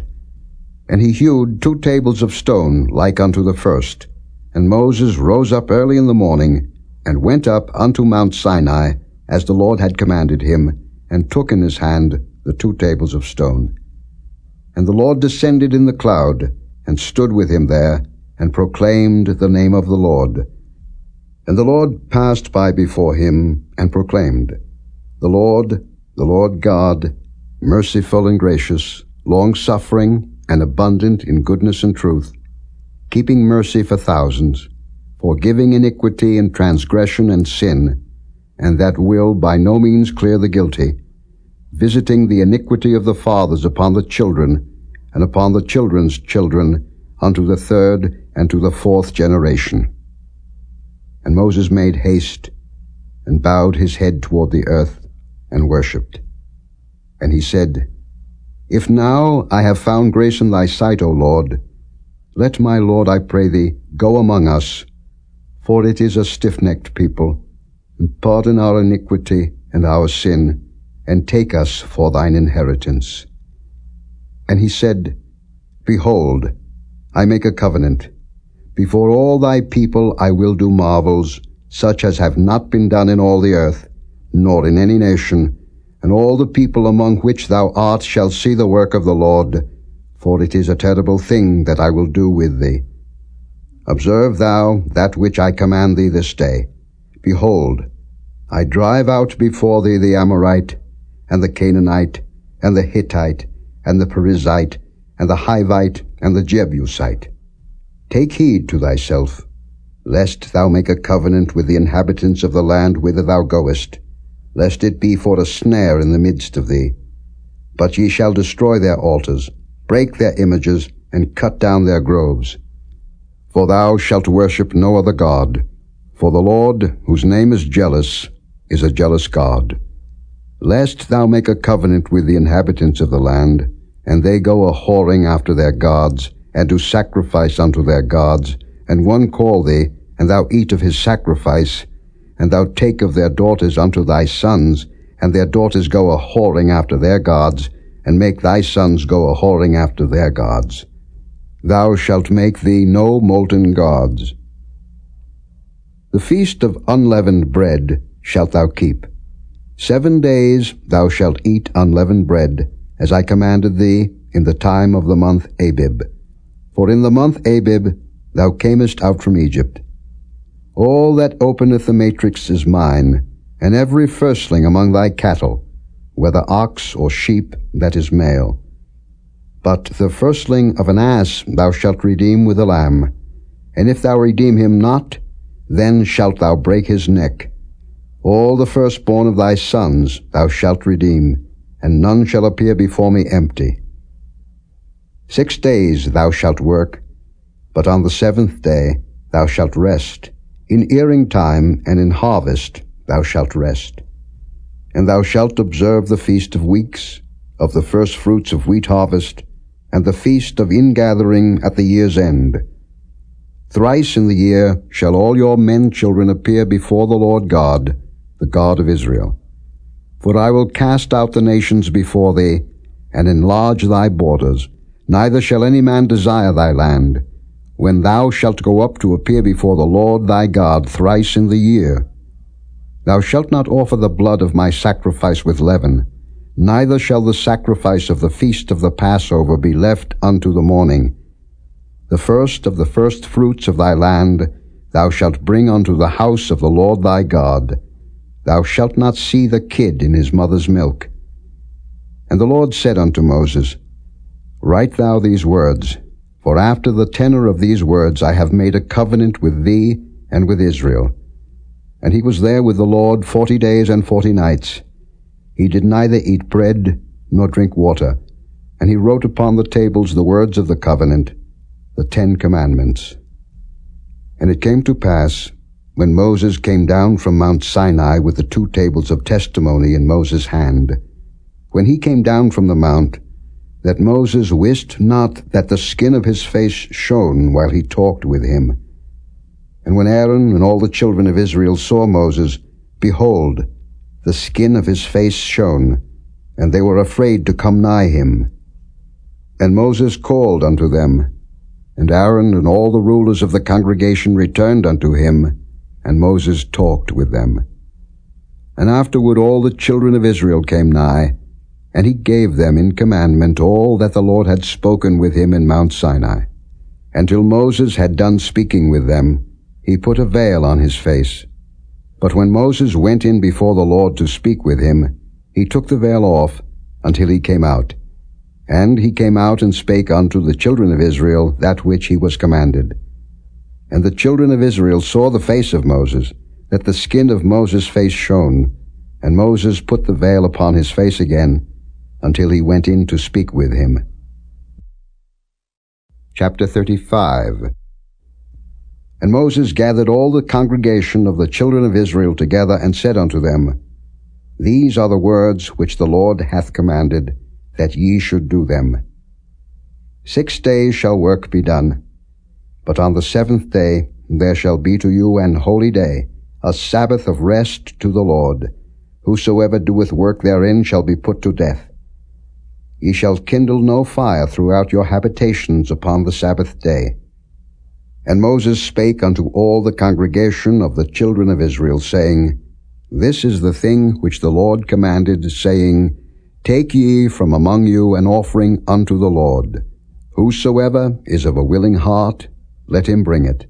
An offering of the Lord, gold and silver and brass, and blue and purple and scarlet and fine linen, and goat's hair, and ram skins dyed red, and badger skins, and shittim wood, and oil for the light, and spices for anointing oil, and for the sweet incense, and onyx stones, and stones to be set for the ephod, and for the breastplate.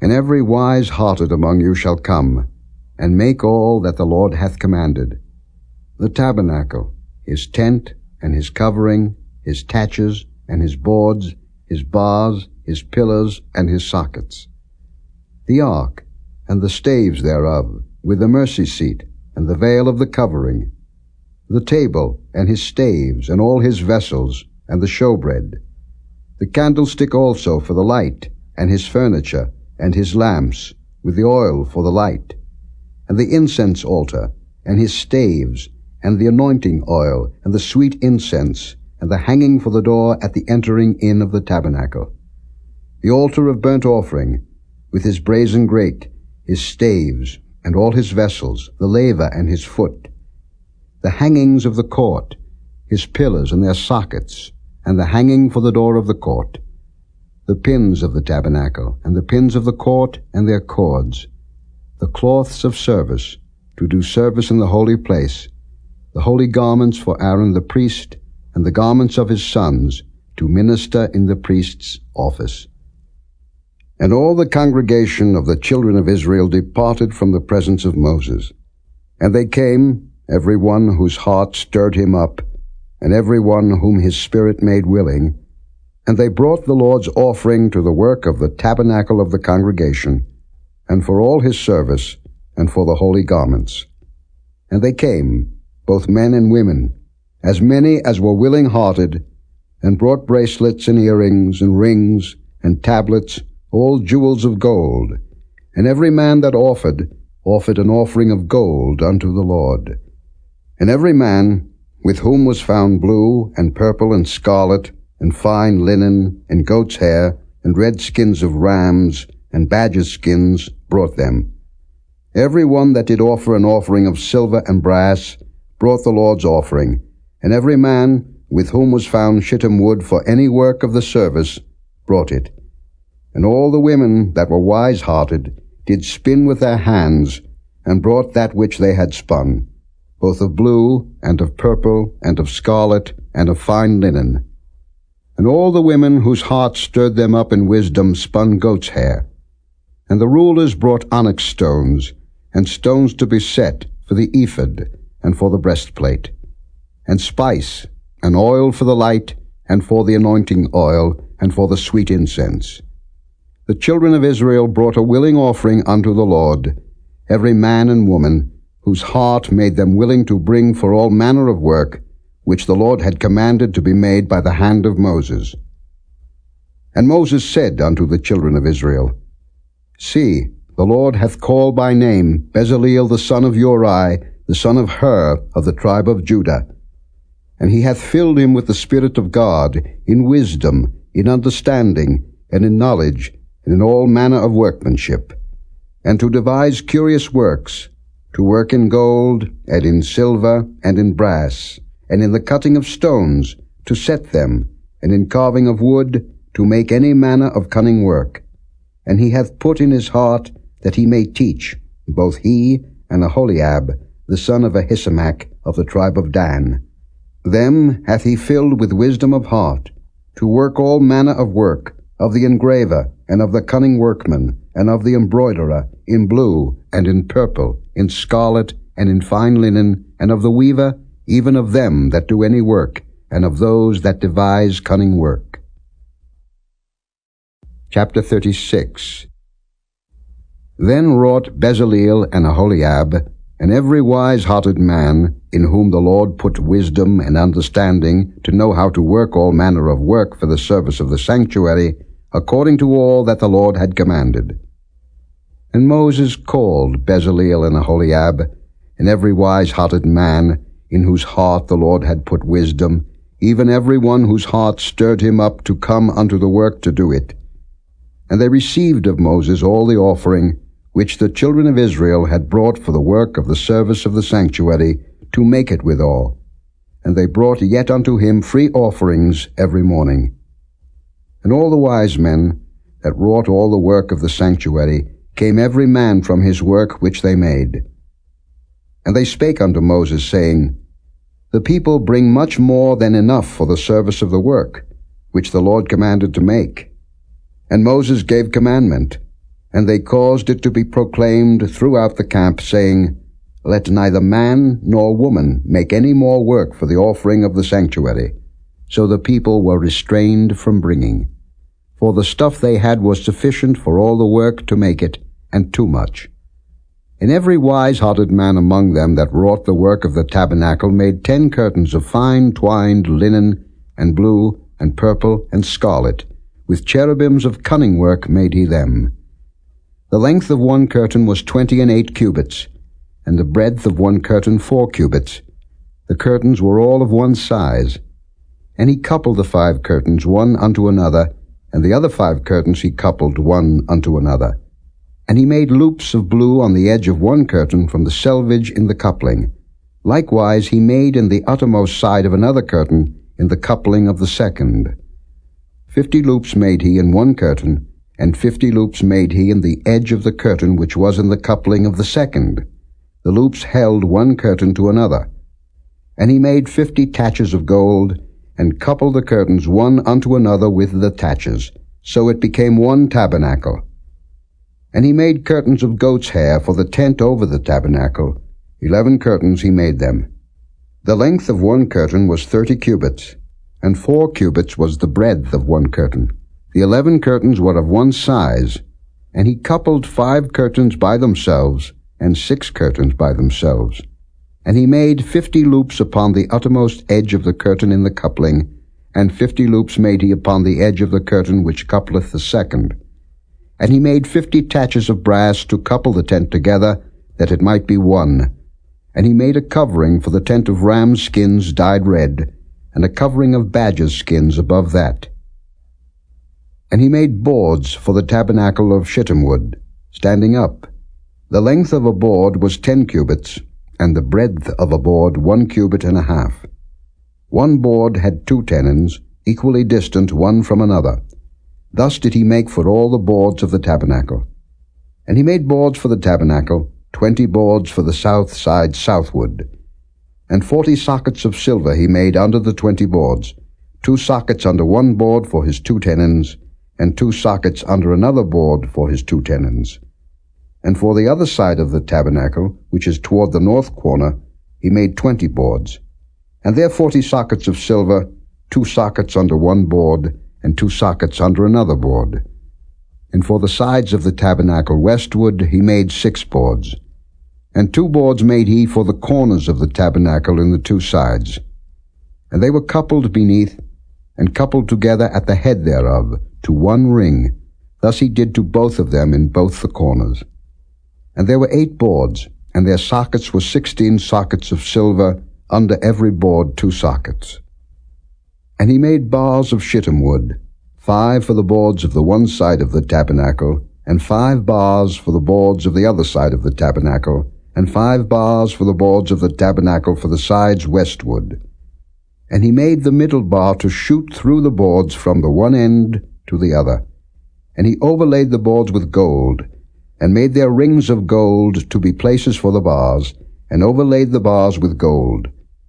And he made a veil of blue, and purple, and scarlet, and fine twined linen, with cherubims made he it of cunning work. And he made thereunto 4 pillars of shittim wood, and overlaid them with gold. Their hooks were of gold, and he cast for them 4 sockets of silver. And he made an hanging for the tabernacle door of blue, and purple, and scarlet, and fine twined linen of needlework. And the 5 pillars of it with their hooks, and he overlaid their chapiters and their fillets with gold, but their 5 sockets were of brass. Chapter 37. And Bezaleel made the ark of shittim wood. 2 cubits and a half was the length of it, and 1 cubit and a half the breadth of it, and 1 cubit and a half the height of it. And he overlaid it with pure gold within and without, and made a crown of gold to it round about. And he cast for it 4 rings of gold, to be set by the 4 corners of it, even 2 rings upon the one side of it, and 2 rings upon the other side of it. And he made staves of shittim wood, and overlaid them with gold. And he put the staves into the rings by the sides of the ark, to bear the ark. And he made the mercy seat of pure gold. 2 cubits and a half was the length thereof, and 1 cubit and a half the breadth thereof. And he made 2 cherubims of gold. Beaten out of 1 piece made he them, on the 2 ends of the mercy seat. 1 cherub on the end on this side, and another cherub on the other end on that side. Out of the mercy seat made he the cherubims on the 2 ends thereof. And the cherubims spread out their wings on high, and covered with their wings over the mercy seat, with their faces one to another, even to the mercy seatward were the faces of the cherubims. And he made the table of shittim wood. 2 cubits was the length thereof, and a cubit the breadth thereof, and a cubit and a half the height thereof. And he overlaid it with pure gold, and made thereunto a crown of gold round about. Also he made thereunto a border of an handbreadth round about, and made a crown of gold for the border thereof round about. And he cast for it 4 rings of gold, and put the rings upon the 4 corners that were in the 4 feet thereof. Over against the border were the rings, the places for the staves to bear the table. And he made the staves of shittim wood, and overlaid them with gold, to bear the table. And he made the vessels which were upon the table, his dishes, and his spoons, and his bowls, and his covers to cover withal, of pure gold. And he made the candlestick of pure gold. Of beaten work made he the candlestick, his shaft, and his branch, his bowls, his knops, and his flowers were of the same.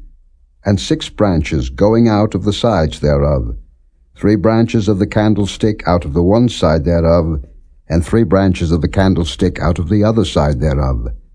3 bowls made after the fashion of almonds in one branch, a knop and a flower, and 3 bowls made like almonds in another branch, a knop and a flower, so throughout the 6 branches going out of the candlestick. And in the candlestick were 4 bowls made like almonds, his knops and his flowers, and a knop under 2 branches of the same, and a knop under 2 branches of the same, and a knop under 2 branches of the same, according to the 6 branches going out of it. Their knops and their branches were of the same. All of it was one beaten work of pure gold. And he made his 7 lamps, and his snuffers, and his snuff dishes of pure gold. Of a talent of pure gold made he it, and all the vessels thereof. And he made the incense altar of shittim wood. The length of it was a cubit, and the breadth of it a cubit. It was 4 square, and 2 cubits was the height of it. The horns thereof were of the same. And he overlaid it with pure gold, both the top of it, and the sides thereof round about, and the horns of it. Also he made unto it a crown of gold round about. And he made 2 rings of gold for it under the crown thereof, by the 2 corners of it, upon the 2 sides thereof, to be places for the staves to bear it withal. And he made the staves of shittim wood, and overlaid them with gold. And he made the holy anointing oil, and the pure incense of sweet spices, according to the work of the apothecary. Chapter 38. And he made the altar of burnt offering of shittim wood. 5 cubits was the length thereof, and 5 cubits the breadth thereof. It was 4 square, and 3 cubits the height thereof. And he made the horns thereof on the 4 corners of it. The horns thereof were of the same, and he overlaid it with brass. And he made all the vessels of the altar, the pots and the shovels and the basins, and the flesh hooks and the firepans. All the vessels thereof made he of brass. And he made for the altar a brazen grate of network under the compass thereof beneath unto the midst of it. And he cast 4 rings for the 4 ends of the grate of brass, to be places for the staves. And he made the staves of shittim wood, and overlaid them with brass. And he put the staves into the rings on the sides of the altar, to bear it withal. He made the altar hollow with boards. And he made the laver of brass, and the foot of it of brass, of the looking glasses of the women assembling, which assembled at the door of the tabernacle of the congregation. And he made the court. On the south side, southward, the hangings of the court were of fine twined linen, 100 cubits. Their pillars were 20, and their brazen sockets 20. The hooks of the pillars and their fillets were of silver. And for the north side the hangings were 100 cubits. Their pillars were 20, and their sockets of brass 20. The hooks of the pillars and their fillets of silver. And for the west side were hangings of 50 cubits. Their pillars 10, and their sockets 10. The hooks of the pillars and their fillets of silver. And for the east side eastward 50 cubits. The hangings of the one side of the gate were 15 cubits. Their pillars 3, and their sockets 3. And for the other side of the court gate, on this hand and that hand, were hangings of 15 cubits, their pillars 3, and their sockets 3. All the hangings of the court round about were of fine twined linen, and the sockets for the pillars were of brass, the hooks of the pillars and their fillets of silver, and the overlaying of their chapiters of silver, and all the pillars of the court were filleted with silver. And the hanging for the gate of the court was needlework, of blue and purple and scarlet and fine twined linen, and 20 cubits was the length, and the height in the breadth was 5 cubits, answerable to the hangings of the court. And their pillars were 4, and their sockets of brass 4, their hooks of silver, and the overlaying of their chapiters and their fillets of silver. And all the pins of the tabernacle, and of the court round about, were of brass. This is the sum of the tabernacle, even of the tabernacle of testimony, as it was counted, according to the commandment of Moses, for the service of the Levites, by the hand of Ithamar, son to Aaron the priest. And Bezaleel the son of Uri, the son of Hur, of the tribe of Judah, made all that the Lord commanded Moses. And with him was Aholiab, son of Ahisamach, of the tribe of Dan, an engraver, and a cunning workman, and an embroiderer in blue, and in purple, and in scarlet, and fine linen. All the gold that was occupied for the work and all the work of the holy place, even the gold of the offering, was 29 talents, and 730 shekels, after the shekel of the sanctuary.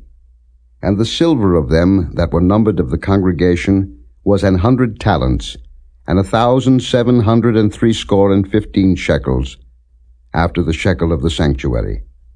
A bekah for every man, that is, half a shekel, after the shekel of the sanctuary, for every one that went to be numbered, from 20 years old and upward, for 600,000 and 3,550 men. And of the 100 talents of silver were cast the sockets of the sanctuary, and the sockets of the veil, and 100 sockets of the 100 talents, a talent for a socket. And of the 1,770 and 5 shekels, he made hooks for the pillars, and overlaid their chapiters, and filleted them. And the brass of the offering was 70 talents, and 2,400 shekels. And therewith he made the sockets to the door of the tabernacle of the congregation, and the brazen altar, and the brazen grate for it, and all the vessels of the altar, and the sockets of the court round about, and the sockets of the court gate, and all the pins of the tabernacle, and all the pins of the court round about. Chapter 39. And of the blue, and purple, and scarlet, they made cloths of service, to do service in the holy place, and made the holy garments for Aaron, as the Lord commanded Moses. And he made the ephod of gold, blue, and purple, and scarlet, and fine twined linen. And they did beat the gold into thin plates, and cut it into wires, to work it in the blue, and in the purple, and in the scarlet, and in the fine linen, with cunning work. They made shoulder pieces for it, to couple it together. By the 2 edges was it coupled together. And the curious girdle of his ephod that was upon it was of the same, according to the work thereof, of gold, blue and purple, and scarlet and fine twined linen, as the Lord commanded Moses. And they wrought onyx stones enclosed in ouches of gold, graven, as signets are graven, with the names of the children of Israel. And he put them on the shoulders of the ephod, that they should be stones for a memorial to the children of Israel, as the Lord commanded Moses. And he made the breastplate of cunning work, like the work of the ephod, of gold, blue and purple, and scarlet, and fine twined linen. It was 4 They made the breastplate double. A span was the length thereof, and a span the breadth thereof, being doubled. And they set in it 4 rows of stones. The first row was a sardius, a topaz, and a carbuncle. This was the first row. And the second row, an emerald, a sapphire, and a diamond. And the third row, a ligure, an agate, and an amethyst. And the fourth row, a beryl, an onyx, and a jasper. They were enclosed in ouches of gold in their enclosings. And the stones were according to the names of the children of Israel, 12, according to their names, like the engravings of a signet, every one with his name, according to the 12 tribes. And they made upon the breastplate chains at the ends, of wreathen work of pure gold. And they made 2 ouches of gold, and 2 gold rings, and put the 2 rings in the 2 ends of the breastplate. And they put the 2 wreathen chains of gold in the 2 rings on the ends of the breastplate. And the 2 ends of the 2 wreathen chains they fastened in the 2 ouches, and put them on the shoulder pieces of the ephod before it. And they made 2 rings of gold, and put them on the 2 ends of the breastplate, upon the border of it, which was on the side of the ephod inward. And they made 2 other golden rings, and put them on the 2 sides of the ephod underneath, toward the forepart of it, over against the other coupling thereof, above the curious girdle of the ephod. And they did bind the breastplate by his rings unto the rings of the ephod with a lace of blue, that it might be above the curious girdle of the ephod, and that the breastplate might not be loosed from the ephod, as the Lord commanded Moses. And he made the robe of the ephod of woven work, all of blue. And there was an hole in the midst of the robe, as the hole of an habergeon, with a band round about the hole, that it should not rend. And they made upon the hems of the robe pomegranates of blue and purple and scarlet and twined linen. And they made bells of pure gold, and put the bells between the pomegranates upon the hem of the robe, round about between the pomegranates. A bell and a pomegranate, a bell and a pomegranate, round about the hem of the robe to minister in, as the Lord commanded Moses. And they made coats of fine linen of woven work for Aaron and for his sons, and a mitre of fine linen, and goodly bonnets of fine linen, and linen breeches of fine twined linen, and a girdle of fine twined linen, and blue, and purple, and scarlet of needlework, as the Lord commanded Moses. And they made the plate of the holy crown of pure gold, and wrote upon it a writing, like to the engravings of a signet, Holiness to the Lord. And they tied unto it a lace of blue, to fasten it on high upon the mitre, as the Lord commanded Moses. Thus was all the work of the tabernacle of the tent of the congregation finished, and the children of Israel did according to all that the Lord commanded Moses, so did they.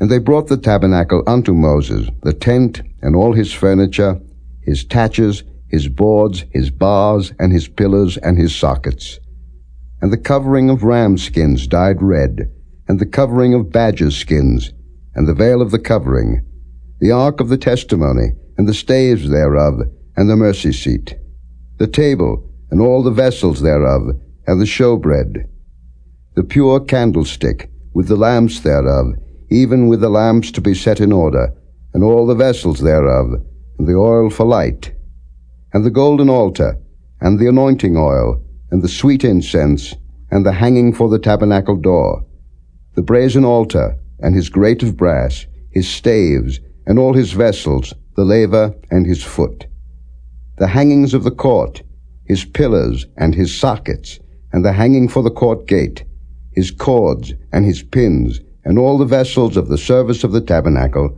for the tent of the congregation, the cloths of service to do service in the holy place, and the holy garments for Aaron the priest, and his sons' garments to minister in the priest's office, according to all that the Lord commanded Moses. So the children of Israel made all the work. And Moses did look upon all the work, and behold, they had done it as the Lord had commanded, even so had they done it, and Moses blessed them. Chapter 40. And the Lord spake unto Moses, saying, On the first day of the first month shalt thou set up the tabernacle of the tent of the congregation. And thou shalt put therein the ark of the testimony, and cover the ark with the veil. And thou shalt bring in the table, and set in order the things that ought to be set in order upon it. And thou shalt bring in the candlestick, and light the lamps thereof. And thou shalt set the altar of gold for the incense before the ark of the testimony, and put the hanging of the door to the tabernacle. And thou shalt set the altar of the burnt offering before the door of the tabernacle of the tent of the congregation. And thou shalt set the laver between the tent of the congregation and the altar, and shalt put water therein. And thou shalt set up the court round about, and hang up the hanging at the court gate. And thou shalt take the anointing oil, and anoint the tabernacle, and all that is therein, and shalt hallow it, and all the vessels thereof, and it shall be holy. And thou shalt anoint the altar of the burnt offering, and all his vessels, and sanctify the altar, and it shall be an altar most holy. And thou shalt anoint the laver and his foot, and sanctify it. And thou shalt bring Aaron and his sons unto the door of the tabernacle of the congregation, and wash them with water. And thou shalt put upon Aaron the holy garments, and anoint him, and sanctify him, that he may minister unto me in the priest's office. And thou shalt bring his sons, and clothe them with coats. And thou shalt anoint them, as thou didst anoint their father, that they may minister unto me in the priest's office. For their anointing shall surely be an everlasting priesthood throughout their generations. Thus did Moses, according to all that the Lord commanded him, so did he. And it came to pass in the first month in the second year, on the first day of the month, that the tabernacle was reared up. And Moses reared up the tabernacle, and fastened his sockets, and set up the boards thereof, and put in the bars thereof, and reared up his pillars. And he spread abroad the tent over the tabernacle, and put the covering of the tent above it, as the Lord commanded Moses. And he took and put the testimony into the ark, and set the staves on the ark, and put the mercy seat above upon the ark. And he brought the ark into the tabernacle, and set up the veil of the covering, and covered the ark of the testimony, as the Lord commanded Moses. And he put the table in the tent of the congregation, upon the side of the tabernacle northward, without the veil. And he set the bread in order upon it before the Lord, as the Lord had commanded Moses. And he put the candlestick in the tent of the congregation, over against the table, on the side of the tabernacle southward. And he lighted the lamps before the Lord, as the Lord commanded Moses. And he put the golden altar in the tent of the congregation before the veil. And he burnt sweet incense thereon, as the Lord commanded Moses. And he set up the hanging at the door of the tabernacle. And he put the altar of burnt offering by the door of the tabernacle of the tent of the congregation, and offered upon it the burnt offering and the meat offering, as the Lord commanded Moses. And he set the laver between the tent of the congregation and the altar, and put water there, to wash withal. And Moses and Aaron and his sons washed their hands and their feet thereat. When they went into the tent of the congregation, and when they came near unto the altar, they washed, as the Lord commanded Moses. And he reared up the court round about the tabernacle and the altar, and set up the hanging of the court gate. So Moses finished the work. Then a cloud covered the tent of the congregation, and the glory of the Lord filled the tabernacle. And Moses was not able to enter into the tent of the congregation, because the cloud abode thereon, and the glory of the Lord filled the tabernacle. And when the cloud was taken up from over the tabernacle, the children of Israel went onward in all their journeys. But if the cloud were not taken up, then they journeyed not till the day that it was taken up. For the cloud of the Lord was upon the tabernacle by day, and fire was on it by night, in the sight of all the house of Israel, throughout all their journeys.